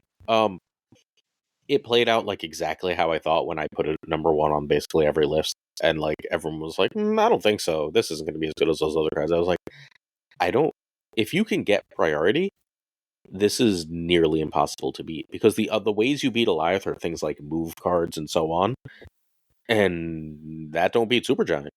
And that's another reason Right? why Gladiator is amazing now with us as 3-8. Yeah. Also, you can't frickin' magic, right? Like you can't magic unless you're magicking on 3 or 4. You can't magic on 5. You better see it early. And if anyone's played Phoenix Force, you know how hard it is to guarantee a card by turn 3 or 4. Yeah.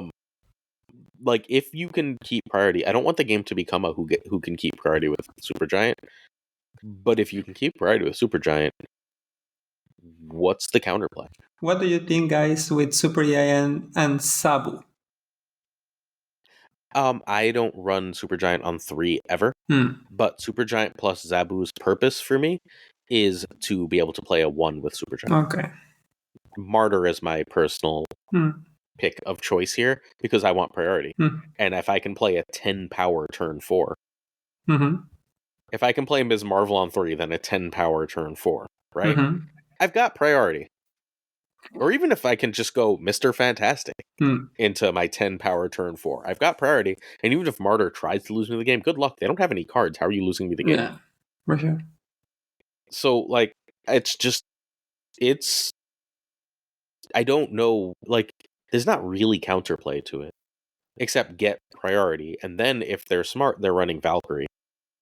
And I don't know, like, then you better have Alioth, because if not, that Valkyrie is probably going to beat you. What do you think the nerf is?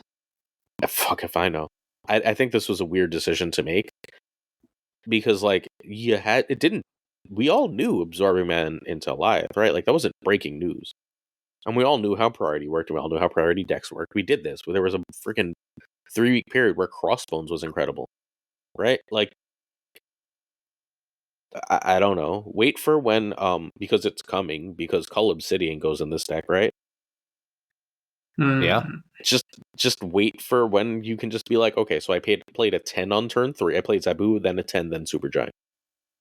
Now what? What do you think about that on reveal? The game ends on turn 5. That's, I mean, I don't like that. You can't have it. No, me neither, but that's just an idea. Yeah, no, I don't know what you can do. I don't know how you fix this. You nerf her power, and that's what they'll do for a while. You have to nerf her power. I could see reducing her cost. I could see them reducing her cost to 3 and having it be something like cards 3-1. Like on reveal, cards don't reveal on this turn until the end of the game. So you could play 3, and then you could play a 1 to hide, and basically hide whatever your opponent played that turn. And that's it. Sure. Look, there's things you can do. I honestly, and people keep telling me I'm wrong, and maybe I'm wrong. Maybe this is just the early days of the card, and there's some counter I'm not seeing. But every time people tell me I'm wrong, I'm like, okay, so what's the counter? And they go, you just play like Devil Dino on 5. I'm like, how does that beat me? I'm blowing it up before it ever reveals. Like, how does that beat me? Like, that'll stop the Valkyrie, right? I mean, but you better freaking pray I don't have Daredevil. Maybe it's just the same answer as Blob, like playing Goose and Cosmo. Yeah. I mean, Big Dumb Idiots loves this card. Like, play it against me. I dare you. Like, so what do you... I don't know. I don't know how you solve this. And again, maybe I'm wrong. Maybe it's not broken, right? Like, it's very early. We are clearly in the we love this card phase. I'm in the We Love This Card phase, but I can't win more than 2 cubes with this because people, when it does the thing, people are like, ooh, I gotta go. Right? Like, it's just like, ooh. Like, I played this with Gunny earlier, and I didn't even have the thing, right? What'd the opponent do? They retreated They because just- you supergianted. Yeah, I played Supergiant, and I had Daredevil, and then when I snapped, they're like, well, screw you. Right? Like, You're not having my time. Bye bye. yeah, just like you're like it's the most. Your card doesn't reveal. I know what it is. I know what to play where. Good luck. How to steal cubes? Play Daredevil on turn 2. Play Supergiant on turn 4. Snap on turn 5. Yep. And like, how do you stay in against that? That's like, if you did that against me, I'd get nauseous. You're like, oh, this is. I gotta go. All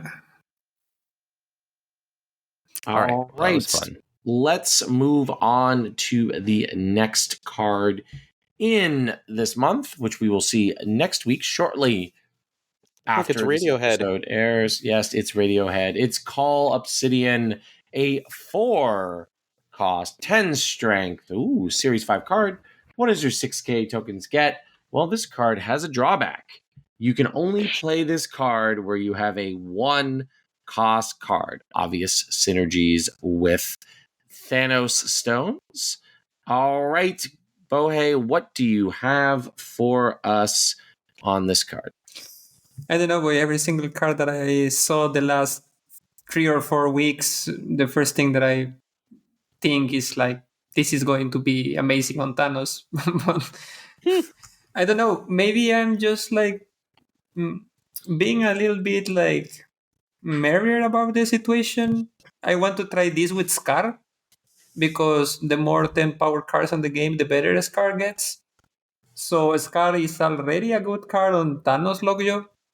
So I don't know, maybe Cool Obsidian plus Black Swan plus Scar and everything else on Thanos Lockjaw could be a good idea, even with Kajera. So I don't know, maybe it's a little bit better than other 4/10 cards that basically got like really bad drawbacks, except for Sentry, that now it's amazing with Annihilus. So this is probably better than Atuma. This is probably better than Namor, etc. So maybe a new tool for Thanos, but basically it's just the same as we discussed with Black Swan. Where else are you going to play Cool Obsidian? On Dracula Dump? Maybe, but Thanos is going to be probably a good card. Gunny? I think this card is really interesting. I got a question for you all, and I have an answer I came up with, but I'm interested in yours. How many 1-drops do you need in your deck to reasonably play this on 4 and even 3 if you have a Zabu? With Thanos 3. or without Thanos? Did you say 3, Roy? No, I said 3. I would say I'm looking normal decks. Like, I think you could easily play this in Thanos and never ever worry about not being able to play. You don't play Obsidian. ones, you just play Thanos. I agree with Glazer though. 3 to 4. 3. Yeah, 3 is the number. You don't need 4. 3 is fine. Sometimes you won't be able to play 3 it. is the magic number of 1-drops that you're going to need to play to have it out on time, which seems reasonable. Now, what deck do we want to play with 3 1-drops and a 4/10? I don't know. High Evolutionary. High Evolutionary with Sunspot and Nebula and Misty Knight. Yeah. Big Dumb Idiots. Shuri Sauron. Look, certain versions of double up decks with Zabu and Darkhawk. Here's an interesting one too, right? I can keep going. How big is Darkhawk on average? 10 to 12. Right. So, and that's let's say 11. That seems like an average between the two. It's a big case. It's best case scenario. You have to draw your stone, or you have to draw the Rock Slide. What's that? It's an I played Rock Slide, and with Rock Slide, it's a 4/10. So this is a 4/10 without any other package needed. So maybe there's 1-drop. Yeah, you're right, but you're not required to play certain cards like Rock Slide and Korg. So maybe this is a new type of mid-range deck that is playing your 1-drops out there with your Zabu, dropping out your Call Obsidian, and then your Omega Reds or your Miss Marvels.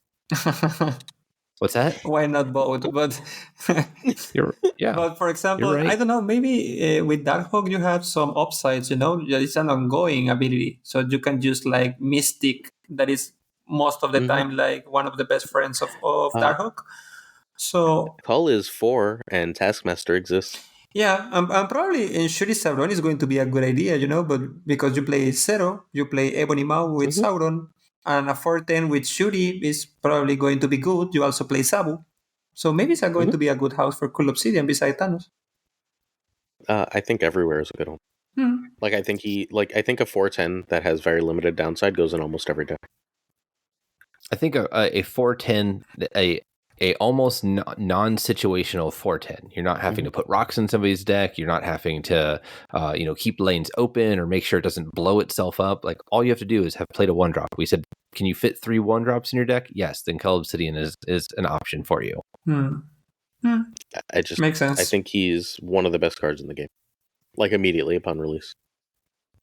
I think he is one of the most generically playable cards in the game. I think that his upside is way lower than Darkhawk's. There's way more counterplay to Cull Obsidian because of the fixed strength, right? There's like things that being an ongoing ability gives Darkhawk outs to. Sure, but he's also not weak to the weaknesses Darkhawk has to the ongoing hate. Right, but I think that ongoing hate is much less common than no Obsidian, Cull Obsidian hate. But again, you're the top player. I'm just saying I haven't seen an Enchantress or a Rogue in a long time. They're all over the place. So they're all over the place. Depending on the situation. I think there's just something to be said about best stats, just very high stats. Like with the floor of this, obviously you can't play it, but like this will never be less than a 10 unless something happens to it, which is kind of cool. So, I mean, let's just say I have Zabu out, and at the end of the game, I can now drop Cull Obsidian and Darkhawk, and I've just played an onslaught's worth of power on the last turn of the game. Sorry, not an onslaught, a infinite's worth of power on the last turn of the game. Without any fancy tricks, without any bullshit, right? Yeah. Or what about even a blob deck, right? Yeah. Put 3 1s into a blob deck with Cull Obsidian and a couple, you got Gladiator, a couple other big cards. Yeah. I can curve him into Scar, right? Like, hell, with Zabu, I can play him on 3, then still play like an Atuma, right? Yeah. Ronin. Or Scar. Yeah, and then free Scar. Yep. It just gets silly. It's easy to overcomplicate this thing's weaknesses. Marvel Snap is ultimately a game about winning lanes with a lot of power. There's ways to do that, there's ways to counteract that, but the thing with the most power for the cheapest is usually pretty goddamn good. And that's what Cull Obsidian is. It's the most power for the cheapest, with the least work. And like, I can't think of a time that hasn't been meta. The thing you can get that does the biggest numbers with the least extra work to do so. You made me think about what is needed to make Crossbone playable.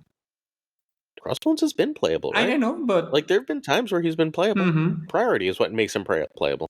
When priority is really important, Crossbones is playable, and he was really good for a little while in those like in that move meta, right? Like he started finding his home. Look, the reason I called him Radiohead is because he's a creep. He's a power creep. He's straight up power creep on cards like Crossbones and Typhoid Mary, because their downsides, like, you literally cannot play Crossbones half the time, right? Or you play him in a way such that he's useless.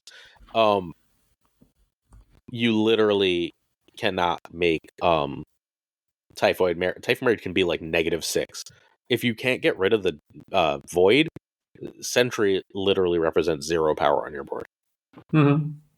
Like Cull Obsidian, you just have to play another card that you're running anyway. And even if he gets stuck in hand once in a while, it's so much easier to play without building your whole deck. Right. Let's talk about the next card. This is another exciting one. So another Series 5. There seems to be something about that this month. 6K tokens, which gets you another 3/5 as well.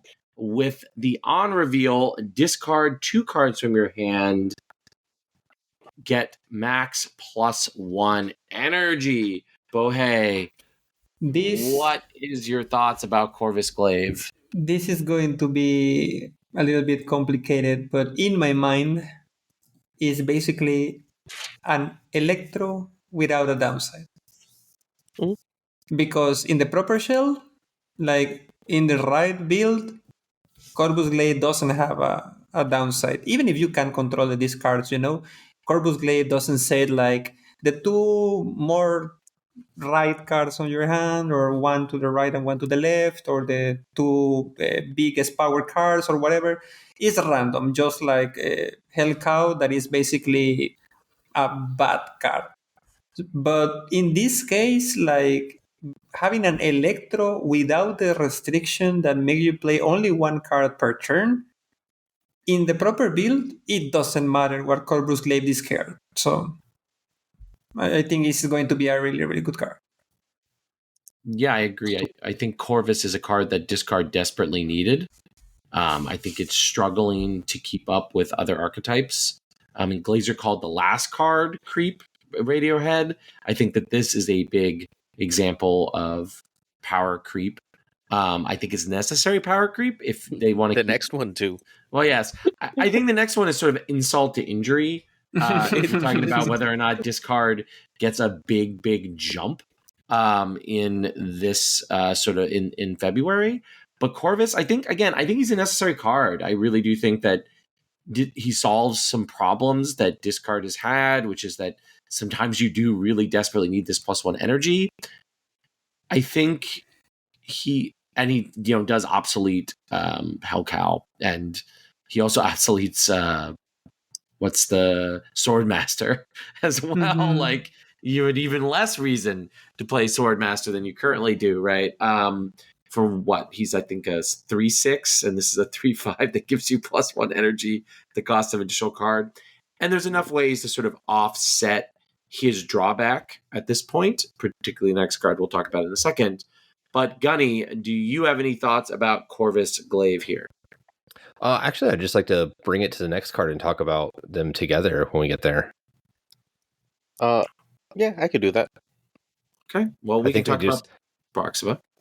Yeah, I think they just kind of go hand in hand. I am very excited, and I don't know if it's possible, but I think we're starting to get to a point where there's just going to be like a discard good stuff. Like there's going to be enough stuff that you just don't care if they're discarded, where they do good stuff. Wolverine, we got X-23, Proxima Midnight now. The cards like Hell Cow are overstated. So once we have enough cards that we don't care if we just start discarding stuff, then these overstated cards become very good. And I'm excited to see where that goes. It just creates a whole new archetype where we don't care. We're not trying to discard particularly things in particular, where we're just discarding whatever happens to discard, and the results are benefits. Definitely. Just for our loyal listeners, I'll read Proxima real quick. She's a 4-cost, 7-strength, Series 5, 6K tokens. When this card is discarded, jumps to your lowest power location that isn't full. I think I got a little ahead of myself there. I was so excited about it. So, Wolverine, Proxima, Swarm, Dock and Shard, Apocalypse, Helicarrier. We're up to 6 cards that don't care if you discard them. Right? We're up to 3 cards that benefit from discarding these cards. Yeah, throw a stature in there. Right. 4 cards. I mean, you obviously care. You obviously care if you discard stature, but if you don't, then the collector with the new Helicarrier is going to be almost 2 digits. Yeah, it is. It's phenomenal. I've been playing it. It's real Shang bait though, because it just sits there on the board waiting for the Shang-Chi. Like please MODOK turn 6. But okay. So we've got Morbius. I always want to say Mobius now because Mobius is cool. We got Morbius, we got Miek, we got Collector. And then so that's like 6 cards that benefit from being discarded. 6 cards that want to be discarded, 3 cards and then you add 3 discard enablers and you just say thank you. Yeah, there are a couple other things in there that are just good stats. If you happen to not discard them, at that point you have to run things to discard. Yeah, well, you can also like play. So you're Glaive, MODOK, and then pick a third. I see. Yeah, I'm talking like where do we fit in the Hell Cows? Like I want all that stuff. I mean, sure. Like the stats on this are through the roof. So what I think this is the dawn of a new good stuff package. I think that there's probably a right 4 or 5 of these that just can go in a deck and be a good stuff package. I mean, Aaron, like once you get to 5 cards, is it really a package when it's almost half the deck in a 12 card okay, game? so Darkhawk, Black Widow, Rockslide, Korg, Zabu. That's a package. That's not a whole deck. You can do 17 other things with those other 7 cards and make it a totally different deck. Yes, 5 cards is still a package in Marvel stuff. All right. I mean, the most known package in the game is exactly 5 cards. Okay. It can be 4. You cannot run Widow. But you should run Widow. Widow's so great. I'm not interested in getting into a convincing argument with you tonight about that. So, any other thoughts about sort of these 2 discard cards? I really am excited to see where discard goes from this. I think it can fight with the big dogs of Destroy and Tribunal and Black Knight, these sort of meta staples that it has, I think, permanently fallen down behind since the winter, and I'm really, really excited. So yeah, it just seems really cool. Like we're actually going to be able to play Apocalypse on turn 6 for Apocalypse. One thing that the first Proxima Midnight was a 4/6 before, right? Yep. And now it's a 4/7. That is amazing, but we have to have clear that Proxima Midnight is an amazing card. Yes, I'm agree with that, but it has she has many downsides that she lose like many locations on her own. For example, Space Throne, etc., etc. I don't know, maybe Dead Domain. Dead Domain, no, because it's not played. But no, she just goes. Yeah, she just pops into but Death Space Domain Throne, or all Space those. Throne is going to be loose by Proxima. Just Space Throne and Bar with no name. Bar with no name.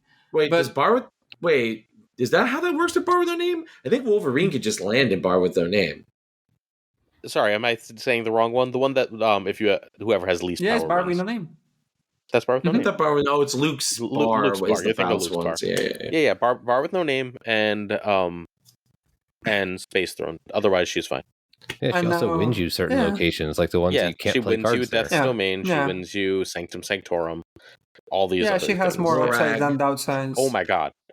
I lost earlier today. A 4-cuber because I didn't care because it was cool.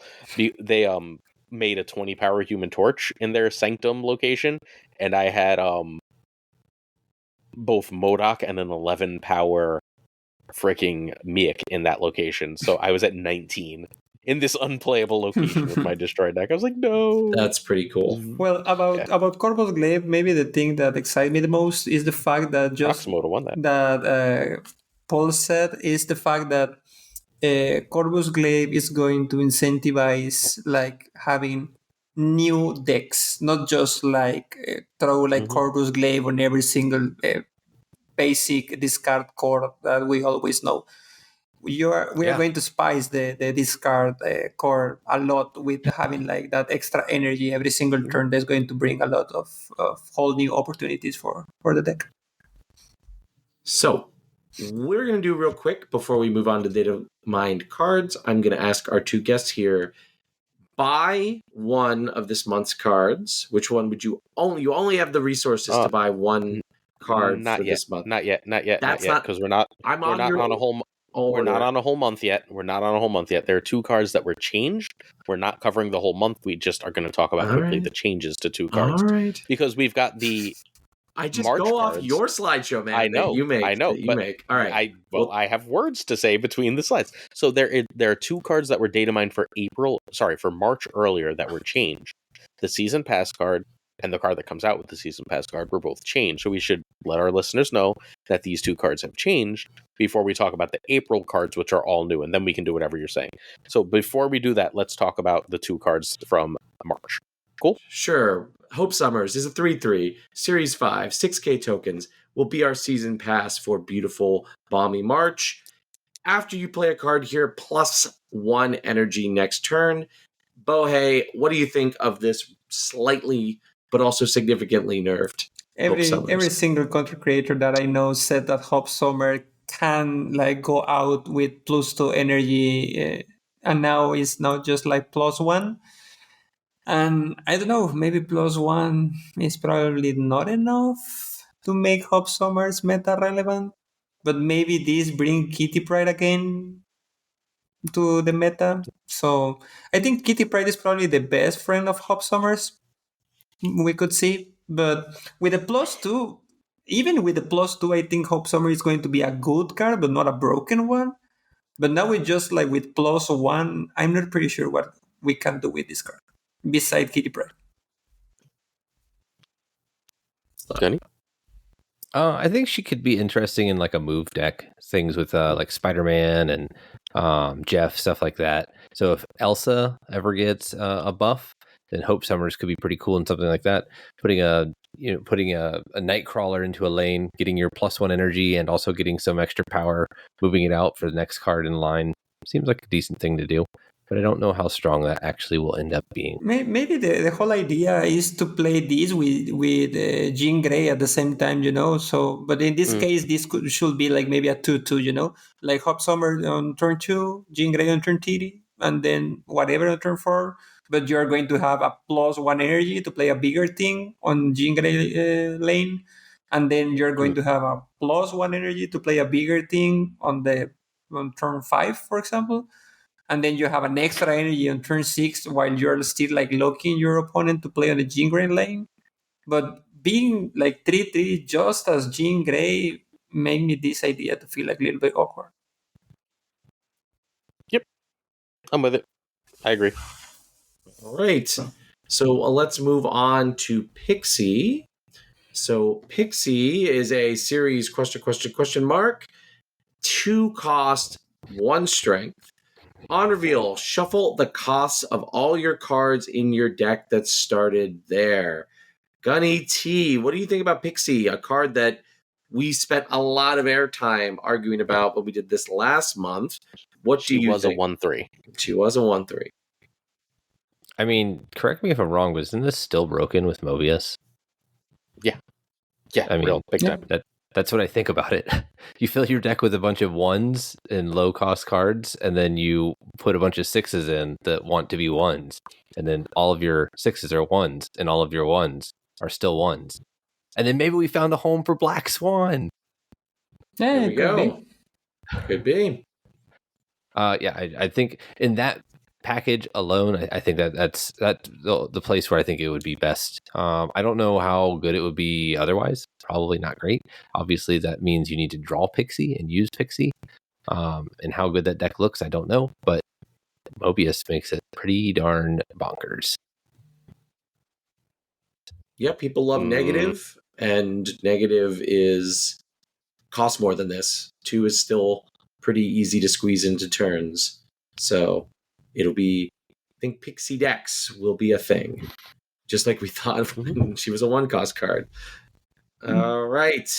So let's talk about an abortive tie-in series of cards that are coming out in April, when the 4th Captain America movie was originally supposed to come out, but it no longer is. So we will start with Baron Zemo, the Dance Party King, for those fans of Falcon and the Winter Soldier over there. All right. Baron Zemo is a 4 cost, 6 strength, Series 5 season pass for April.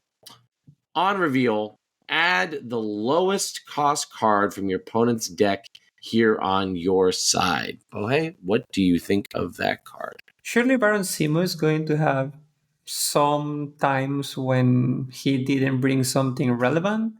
But in my mind, if Maximus is now a really good card, I know this costs 1 more and have 2 less power.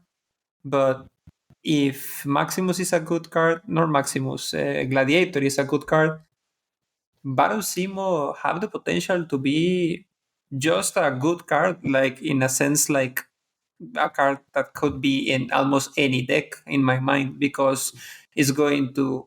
I don't like the idea to team your opponent's deck, but in the way that Baron Zemo does, that gives you some advantage, in the same way that Gladiator does, that gives you some information. Maybe, for example, if you pull one really important card, your opponent is like almost forced to retreat. And maybe, I don't know, playing against a green trucks deck with Hulk and Scar and whatever, probably you are going to pull something good. So I think Baron Simo have the potential to be a really good card. Gunny? I think the card's kind of awful. Yeah, me too. Main reason being, like, what is the purpose of low cost cards in your deck? They enable the big cost cards in your deck. Like, you paying the low cost cards so you can power up or do something with them for your bigger cards. And unless your deck is built around that, then I you're just gonna get random effects. Like, what happens when you pull a 0? The next card you pull, you want to use and you don't want it to be zeroed. Maybe you're pulling a Korg. Like, okay, but at that point you're paying 4 energy to get a 4/8. Like, it just seems okay. And I don't necessarily want a 1/2 on my side of the board. I want to fill those locations with better cards. So but if it's almost like they a drew bad. the Korg, I mean, it's almost like a bad Jubilee. I don't know. In my mind, there is. I mean, obviously Jubilee has 5 less power than this, but Yeah. I don't know. But I don't know, probably many decks now are greedier than before.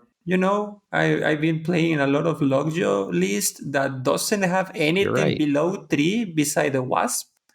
So in that kind of deck, with almost every card is 3 or more energy, probably Baron Simo is going to be good, but yes, probably it's going to be like meta dependent or something like that. I mean, maybe the answer is meta dependent. Yeah, super high power. The problem, I mean, I don't like relying on cards to be good if they do a thing properly. The one excuse I would say is Gladiator. Gladiator is just too good to not do that. But when Baron Mordov pulls something bad, then you're forced to retreat. I'd rather just like play a better 4-drop.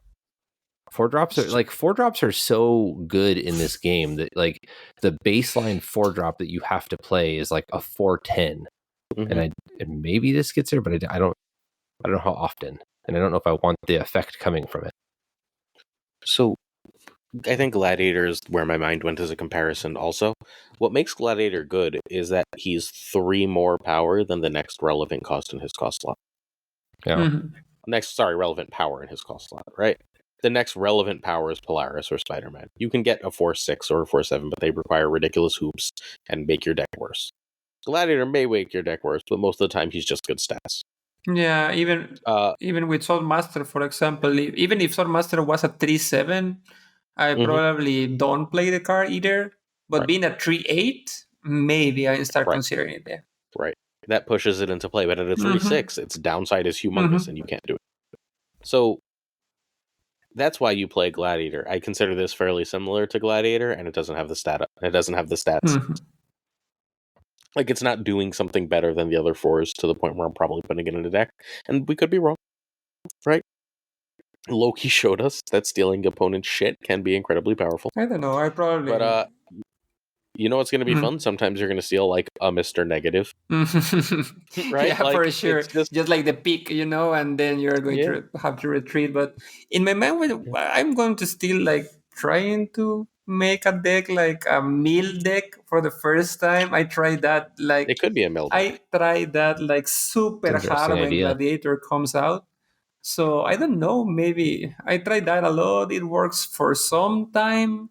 That maybe Baron Simo was or is now the missing piece, like Yondu, Cable, and now Gladiator, Baron Simo, Dr. Octopus on 5 to make your opponent doesn't have hand and doesn't have a deck.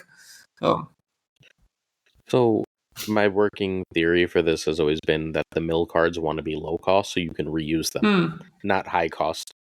Because by turn 4, right, like, you better mill them out by turn 5. If you stop their turn 6 draw, that's nice, but that's -1 draw.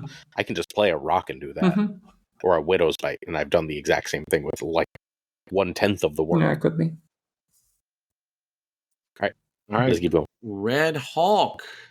Red Hulk is a 6/10. We don't know what series he will be.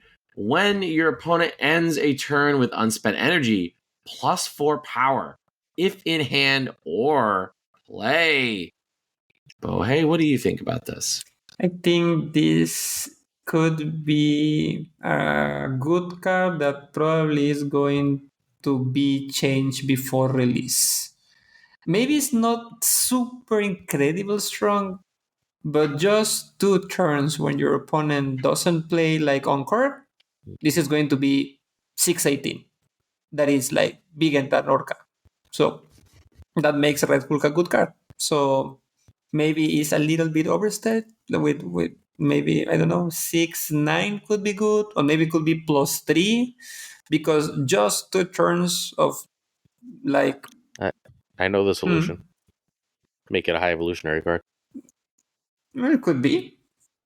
Yeah, it could be, but in that case you play both Hulks. Yeah, and you're chucking Infinite, right? Like you're saying, all right, I'll do it this way, So and then it's still really strong, but it's no longer busted. yeah, I heard that today. Like I'm going to play both Hulks, and if one gets bigger, even if that doesn't happen, the other gets bigger. But don't you think that maybe could bring us back to the high evolutionary Evo Logio meta game? Sure, that was never an unbeatable deck. It got nerfed because people didn't like playing against it. It wasn't ever the best deck in the game. But it was like Evo Logio against an Evo Logio, and that for like No. hours and It was hours. bounce was better than it always. Yeah, for sure. But most of the people play high evolutionary because it was easier. So Sure. So I'll farm it. It's fine. Okay. I mean, we also didn't have Kyara back then, so maybe Kyara changes our math a little bit here. Because we used to Shang it. We used to be like, all right, so you piled that in one lane. Thank you, Shang-Chi. Next. So maybe Kyara changes our math here in ways I'm not sure of. But either way, it needs to be a high evolutionary card, I think, if they're going to release it like this. Otherwise, just nerf it to +3 and we should be fine. I think this card's bad. So, and here's why.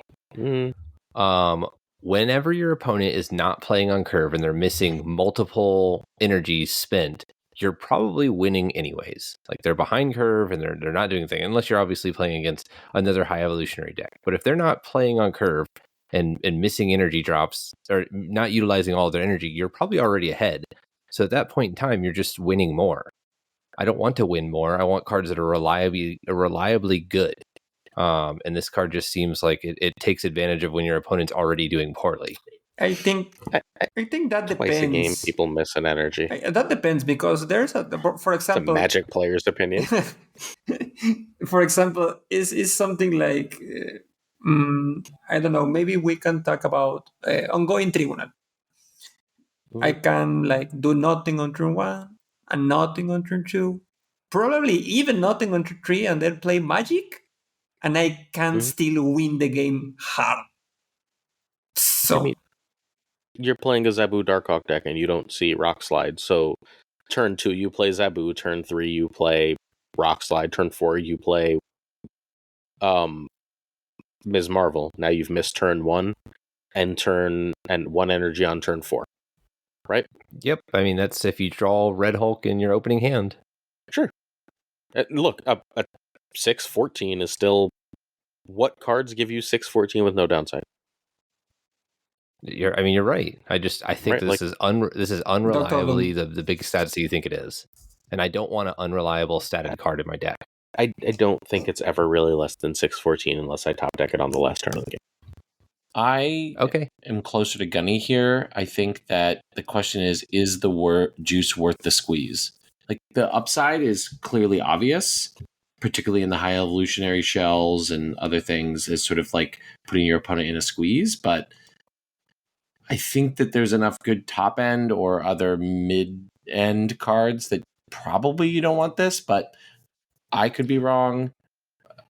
It just seems to me to be not a spectacularly awesome card, but one that definitely will make some great highlight reels. All right. Go ahead. Let's keep going. I was just going to say that this could bring like some interesting situations when maybe you play Lockjaw on 3 and Wasp, and then you have Red Hulk on at the end of turn 3, and then you're basically making your opponent have to spend all the energy, or he already knows or she already knows that the lane is lost. That's fair. All right, let's talk about U.S. Agent. All right, the former Captain America gives you 2 cost for 6 strength. Something has to have a drawback. For this unknown series card, the drawback is ongoing.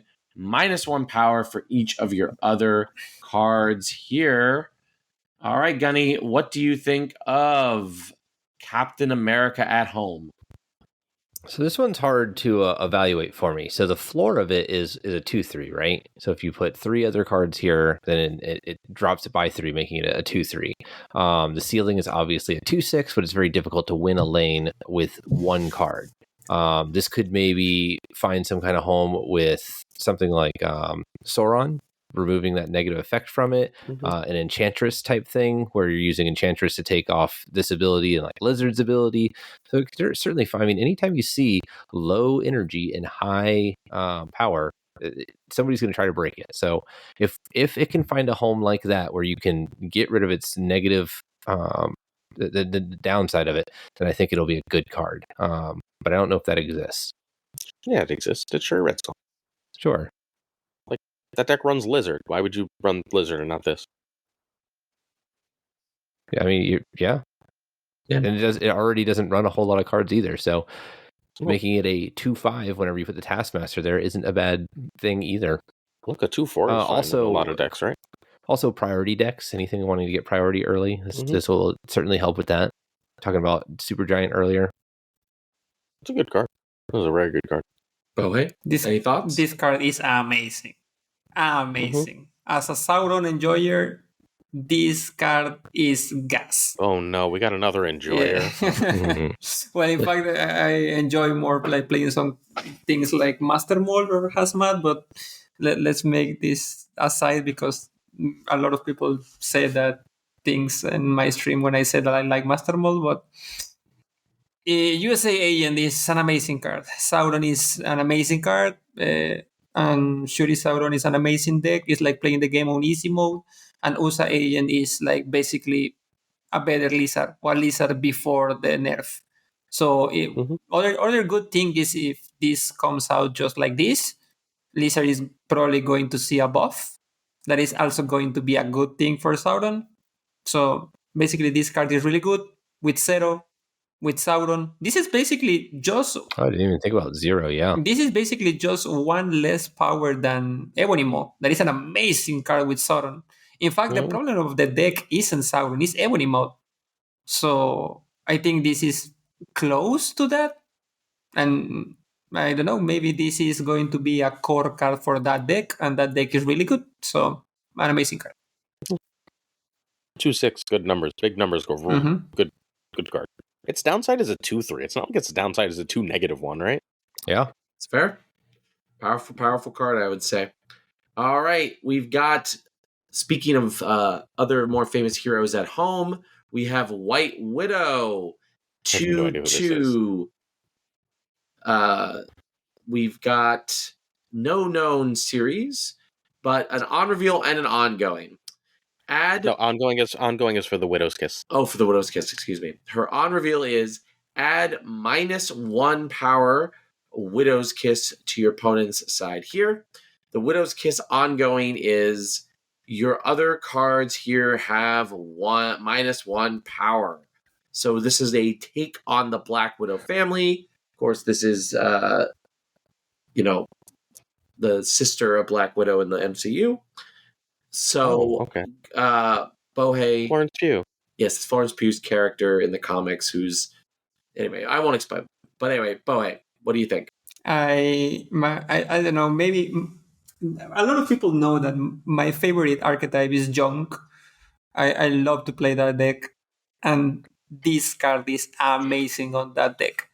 So I'm really excited to test this card. You can play a lot of good cards on that deck, but especially the 2 energy cost is like something that most of the time you don't have like an amazing thing to do on that deck. So now with this and Cannonball that is going to be out on March, the deck is going to reach a new ceiling. So I think Wild Widow is going to be amazing on that deck, and Junk is going to be again on the map. Gunny? I think we're all going to end up hating this card. So the floor of this is a 2/3, and the ceiling of it is what, a 2/6 again? -3, -4, -5, -6. Yep. Yeah. So I mean, that's pretty good. Imagine having like a goblin in hand, Celine turn 1, turn Ooh, 2 into a widow, you're and missing then its best partner. yep, turn 3, throwing that goblin over there. Like they're just gonna avoid that lane. You've already got it. Have you met our friend Beast? Okay, there's cases for everything. No, But no, I think. you beast this. Oh And yeah. I can Okay. now, yeah. Ew. If I do this twice on a lane, Stop that. like -2 to all your cards there, and I filled up 2 locations with -1. One of the, and they're And each another- gonna an- sorry, -2 on both of those because they're each gonna give each and other. one of the best. Another cool thing. Sorry. Another cool That's- thing about this is it's an on reveal. Add that to your opponent's side of the board. It's not even having the goblin effect that it can get stuffed on your side of the board. And then Grandmaster. Oh, it. Oh, And then you God. Grandmaster to put it in another location, and then and then you oh no, you absorbing man, then you Grandmaster. Wow, disgusting. I love it. Bohe over here is getting it. I You love guys can't see him, but I'm looking at his camera right now, and he has a smile from ear to ear. He's already thinking about the decks he's going to make Yeah, for with this and sure, the people for he sure. thinks he's going to ruin. They can't release this card, right? Like that. Like what we're saying is this card cannot be released. we all agree? know that one of the strongest Infinity Stone on Thanos is the Soul Stone, right? Yeah. And I this mean, is look- basically the effect of a Soul Stone plus a 2/2. Black Widow was worse than this, and they had to make it a 3/3. Yeah. Agree. Like this card is completely stupid. There's no chance this card is printed. This is so freaking But strong. I don't know. The developers said that they bring Viper to 3 cost just to leave space, design space to make new 2 energy cost cards for junk. And also for avoiding the combo with Havoc, something that I'm sad about it. But I don't know. Maybe this is one of that cards. That's fair. They're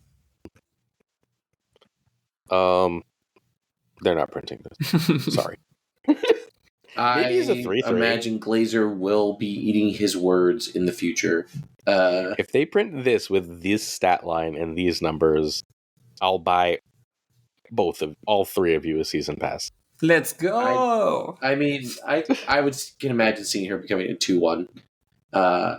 Sure, a 2/1 or a 3/3. I could see. I cannot see her releasing as a 2/2 with this Widow's Kiss with these stats.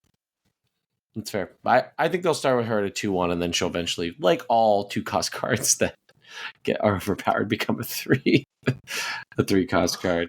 Just imagine, this is basically this transforms the location to, how is it called in English? Alcantarillas, skewer something? Sewer. Sewer. The sewer one. One-sided sewer system. And it's Sewer our system. system just for your opponent, plus clogging one slot of the lane. For 2 And, energy. yeah, no. There's just like, are they unprinting Beast, Absorbing Man, and Grandmaster? Then we'll talk, right? Yeah, for sure. We'll see. We'll see. All right. Oh my god, you play this on a fucking Titania? Well, Luke Cage exists, but Well. Sure, you're gonna get your Titania back. They can drop Luke Cage. All right. Let's talk about Julia Louis-Dreyfus. So we have Valentina. Oh, is that who this is? I was struggling to figure out who the hell this It's is. Valentina, yes. These are literally all of the announced characters of the new Captain America movie that was supposed to come out this year. All right. I didn't realize there was one. Yes, it got delayed though. All right. So Series 5, maybe Series 4. We don't know. On reveal, add a random 6-cost card to your hand. It gets -2 power, -2 cost, all for a 2/2. Bohe, what do you think? as a player that most of the time gets a really bad card from the raft, I don't have any trust on Valentina. But it could have a really good draws, but it could have a really bad ones. So I don't know, maybe just a fun card to play with, some RNG, etc. But probably this is going to be the series for Carlemon. Wait, you don't know where this is going? Come on. This card is bonkers. Where are you playing it? What deck are you playing it in? Because it's got a ready-made deck. Random 6-cost card to your hand gets -. That costs 4. Like, yeah, it costs 4. Like you get a 10 power 4 cost Magneto. Yeah. You get like there's just so many Look, good even hits a with 14 power destroyer for 4 isn't terrible. Yeah, and then what happens if you can if it's really bad and you could just transform it into something else? Loki it away. Yeah. It's a Loki card. This goes in every easy. Loki deck. It's better Mirage. Yeah, a better Mirage for sure. And really, as a 2/2, it's not like it's the worst thing in the world. Okay, so I'm pulling up 6s. You guys continue talking. I mean, look. This is our last card. Without Glazer going off, it is not the last card, by the way. Going off. It's not? About 6 cost cards. Oh, shit. At this point, the 6 cost cards are all decent, right? I think the worst hit is Infinite, which requires you to sort of think about turns. You skip turn 3. You play it, and then you skip turn 3 and play 18 power on turn 4. I know. I'm saying, but that means you're taking turn 3 off. That is a significant drawback. Most of the other 6 cost cards, Blob might be another one, but, they're all, good. And playing them on turn 4 for -2 strength is great. This is a very, very powerful card. Besides the Loki synergy, I think... you don't want Zola. You generally don't want Null. You can do things with Zola. Yeah, you generally don't want Null. Hela is probably the one I wouldn't want the most, because you get a 4/4 that Galactus doesn't necessarily do anything. Seems like it's probably bad. Hey, you never know. Clutch Galactus. There's a few, for example, you can get Null and not being playing Destroy. Yeah, but then you just don't play it. So you can get a 4/5 Onslaught. You can get Galactus, Seems like it might be 4/3 Galactus. Yeah, Galactus. So anything with stats is decent, right? Infinite, Destroyer, 4/6 Giganto. Ultron. They will lock Agatha out of this. They always do for these things. I would take a 4/6 Ultron. You might not play it, but on the last turn of the game, you might just be like, "Cool, I'll just fill up my spots with ones." Agatha would be great with this. Hulk, 4/9 Scar, Orca is fine, Thanos is 4/6 fine. Living Tribunal. She-Hulk is awesome. 4/6 Living Tribunal is not terrible, right? It's not that there's games that wins. You've got a Sanctum or a Death's Domain or whatever. There's just a Heimdall as a surprise as a 4/6. Cool, thanks. There's no rule that says you have to play that card. Apocalypse is real bad. There's no rule that says you have to play this card on 4 either, right? Apocalypse is what, a 4/4? Yeah, 4/6. 4/6? I mean, it's the worst. 4/6 isn't terrible if you're missing curve. I forget. Do these cards synergize with Zabu? No. So it has to be printed 4? Zabu is printed, yeah. Okay. Always. All right. Cool. There is another card for us to talk about. It is Red Guardian. Again, it is the... Sorry, I lost my tab. There you go. All right. Red Guardian is a 3 cost, 4 strength, unknown series. On reveal, remove the text of the lowest power enemy card here. Gunny, what do you think of Russian Captain America? I'm not interested in playing it. Yep. I don't think there's enough hits that I know that my opponent is going to have. This does great for Wong. This does great for Zabu. But there's other. I'd just rather play better tech pieces, right? I'd rather just play a rogue or I don't know, something like that. It's obvious this hits Morbius. That earlier Morbius, right? Hits Dracula. So there's obviously some use cases for it, but I don't know if there's enough. And a 3/4 is just not making me happy. I think it's a necessary card to exist if they're going to print powerful static abilities that are in ongoings. Sure. So it's just a card I think that has to exist for cards like Dracula, right? That are kind of ongoings, but also are not ongoings. That's a great point. This is a catch for those cards that we right now can't touch. Yeah, this can take out many anchors that try to win the lane single-handedly. By Dracula or maybe, I don't know, every other single card, Morbius, whatever, that try to win the lane alone. And I think it could be a good tool, Silver Surfer decks. So what we're talking about is Shadow King when he was 4-3, and everyone's like, yeah, that definitely has its uses, but you're not going to do it at this cost with this power. Hmm. So, like, it's not that it's a bad card. I think it's actually a really, really good card. I just think it either needs that 5th power or to be a 2/2. If it either has 5 power or costs 2, it's phenomenal. But as a 3/4, I think it just doesn't quite get there. I could definitely see this card getting released, see where they are, where it lands, and then they adjust it. Because, like, I think that's actually probably a worthwhile experiment in a live game with a powerful tech card. Just sort of release it middle of the road, safest design possible, and then tweak it. You know, tweak it when it's live. We'll fix it when it's live. Well, Black Swan is in the number 1 deck right now. There we go. All right. I just got it DM'd to me. It's nice to know the whole top of the ladder, right? All the Black Swan hate earlier in our Black Swan segment was Sound and Fury signifying nothing, like so many things on this show. Now, let's bring us it's the deck I was to playing our yesterday. last segment, which is, of course, Variant of the Week. We have a new Variant of the Week, first time ever, which is where all people picked the same variant. Whoa, nice. All of us picked the same Omega Red Dan Hip variant as the Variant of the Week. So congratulations, gentlemen, for being on a Snap Judgments First. I don't think we've done this even when it was just Glazer, Chris, and I doing this when we were nobodies. This is a very impressive. This is the highlight of the week for me, is that this happened. So it's a great looking variant. It's the best. It's the best. It's the best Omega Red variant, and Omega Red is one of the best cards, and everyone loves Dan Hip. Yeah. I mean, also, no offense, Dan Hip, who I do love, but like most of the Omega Red variants suck. So I actually like a few of them. They're fine. The Claretti one, the Luca Claretti one, I like a lot. Yeah, it is not fine. bad, but look, it's not this one. It's not that. I mean, look, but again, this Dan Hip I would love to have. And now that Omega Red is a playable card, I hope I might have it in my collection somewhere. I haven't looked at what Omega Red variants I have in a long time.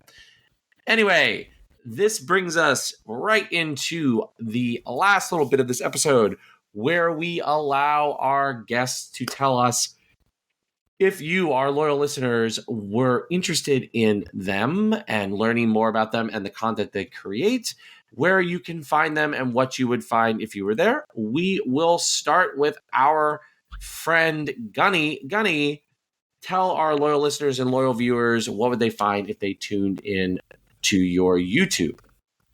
Thank you. I really appreciate that. So if you want to find the cutting edge meta deck played to the top ability week after week, do not come and watch my show. Right, Lambie. We're talking about Lambie. That's good. I'm just kidding. I mean, I'm not. That's not what I do. So my show, Snap Tactics, comes from I'm a military guy, active duty military.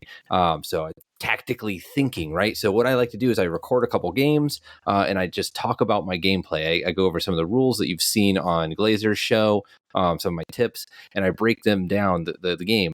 That way the focus isn't on the deck.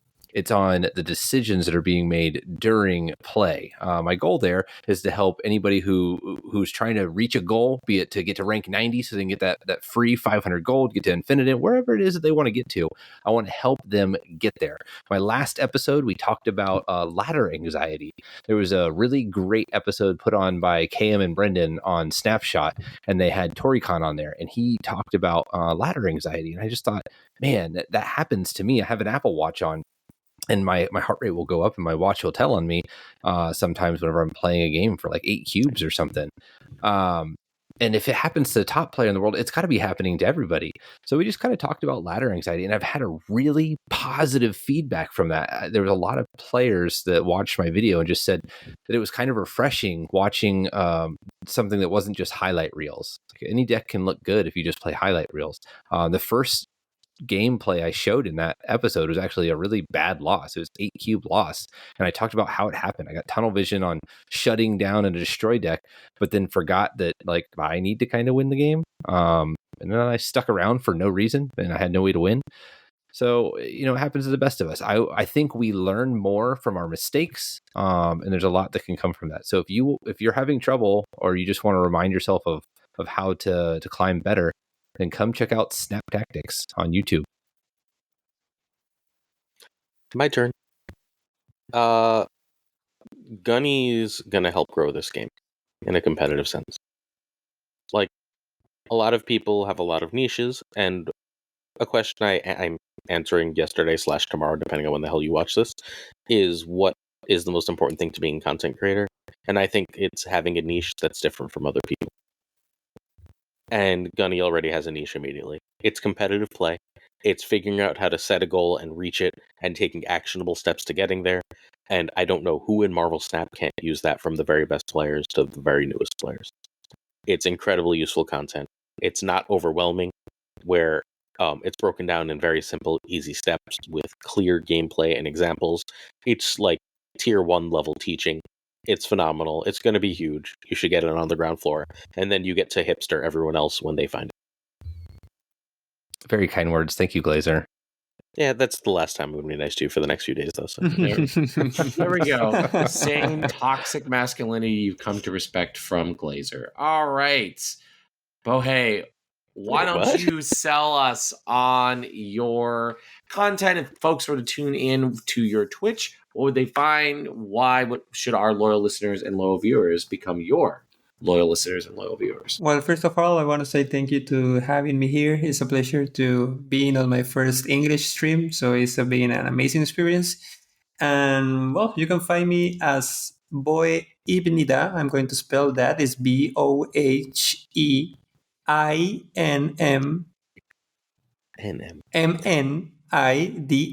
Bohe Ibnida. For the people that know Korean, is I'm Boy.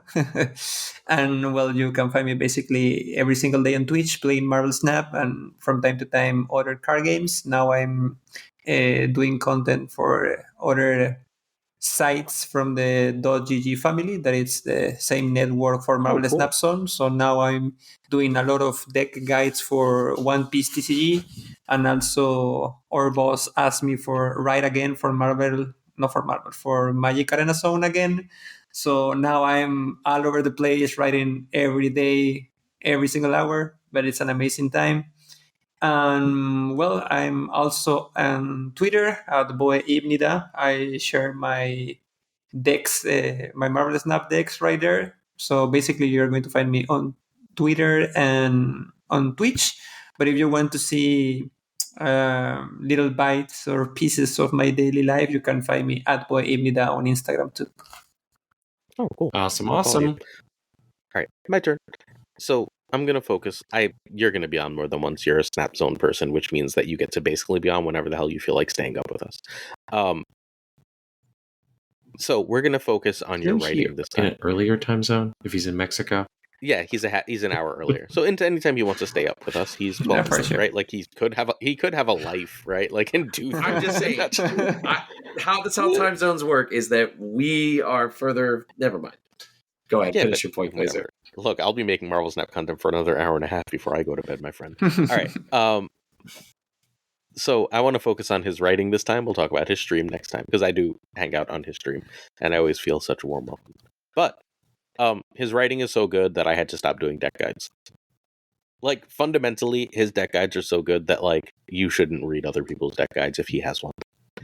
If he does a deck guide, it's so thorough, it's brilliant. He does the best deck guides in the game, period, bar none. There is no one even close. I would imagine that his One Piece deck guides are of similar quality, although I watched a Netflix show about One Piece, and that is the extent of my knowledge for One Piece. But the deck guides are completely freaking unbelievable. I read every single one, no matter what. They're top-notch content. I have zero free time in a day, as everyone at this point knows, and I still make it a point to read every single deck guide, because they are the best. Go check it out. It's on Snapstone and probably a million other places. At the beginning is a little bit hard just to know how to accept that kind of like amazing comments from people that I really respect a lot. But my girlfriend that I send greetings from here, that In fact, right now is like sleeping on the next room. See, But Roy. I don't know. She said a lot of time that you should believe like in yourself. Many people like have a high esteem on what you do, on the content you make, on the things that you say, on the games that you play, etc. And I said that, well, I know that I'm doing my best, but beside that, that think that anything that I say could be like extremely relevant. I don't know, like maybe meta impact relevant, it's hard to believe. But when you say like no one make better deckers in the game, that Sure. like means It's not globally, close. that's a lot. And, But and I don't know. well, look, I don't speak every Well, for language. There sure. might be some like South Korean Well, player doing better deck guys, but like in as far as in English that I'm capable of reading, I honest to God swear to you, I don't think there's anyone close. I think Den is brilliant. I think Den is a distant second. Thank you so much for your kind words, Like, Pulse. absolutely. Awesome. Make sure you check out Bohe's articles on Marvel Snap Zone, which we, of course, are the official podcasting partner of. We are also sponsored by our patrons. And now comes to my favorite part of every episode, where Glazer reads the patrons, the what tier patrons, Glazer? This is the top tier of patrons. This is our $10 tier. This comes with on-air thanks in every single piece of video I do. So I've gotten pretty good at doing this, although I changed the order when I double-checked all the names, and now I messed myself up. So we've got Abigail Giesland, Mandatory Burnout, Cables, DG Winfield, Direwolf, LAB, Fothor Newman, Good Dog Gamer, Inc., Jay Navarrete, JD McDonaldinho, Aquila Platano, I gotta get rid of that extra K there, Caretix Lee, Coy Ray, Models, Louis Antunes, Matt Conduit, Matt H., Mike Meglint, No Flex, Ocularis, Pretty Chill, Seamus, Spike Jones, Two Ties, X-Force V, and of course, the Homie Min. Wow, very well done, my friend. Very, very, Getting lots very of well practice. done. All right, this actually brings us to the end of another wonderful episode of All New Snap Judgments. I want to thank Bohe for joining us for this episode. A pleasure. Thank you so much for having me. Gunny, thank you so much as well for joining us for this wonderful slog of an episode. It was a wonderful time. Awesome. Aaron, as always, I enjoy each and every week that we get to do here as we make this show for our loyal listeners and loyal viewers. So thank you once again for joining me. Peace and love, everybody. All right, friends, that brings us thankfully, to the end of another episode of Snap Judgments. Please stay safe, make good choices, and keep on snapping.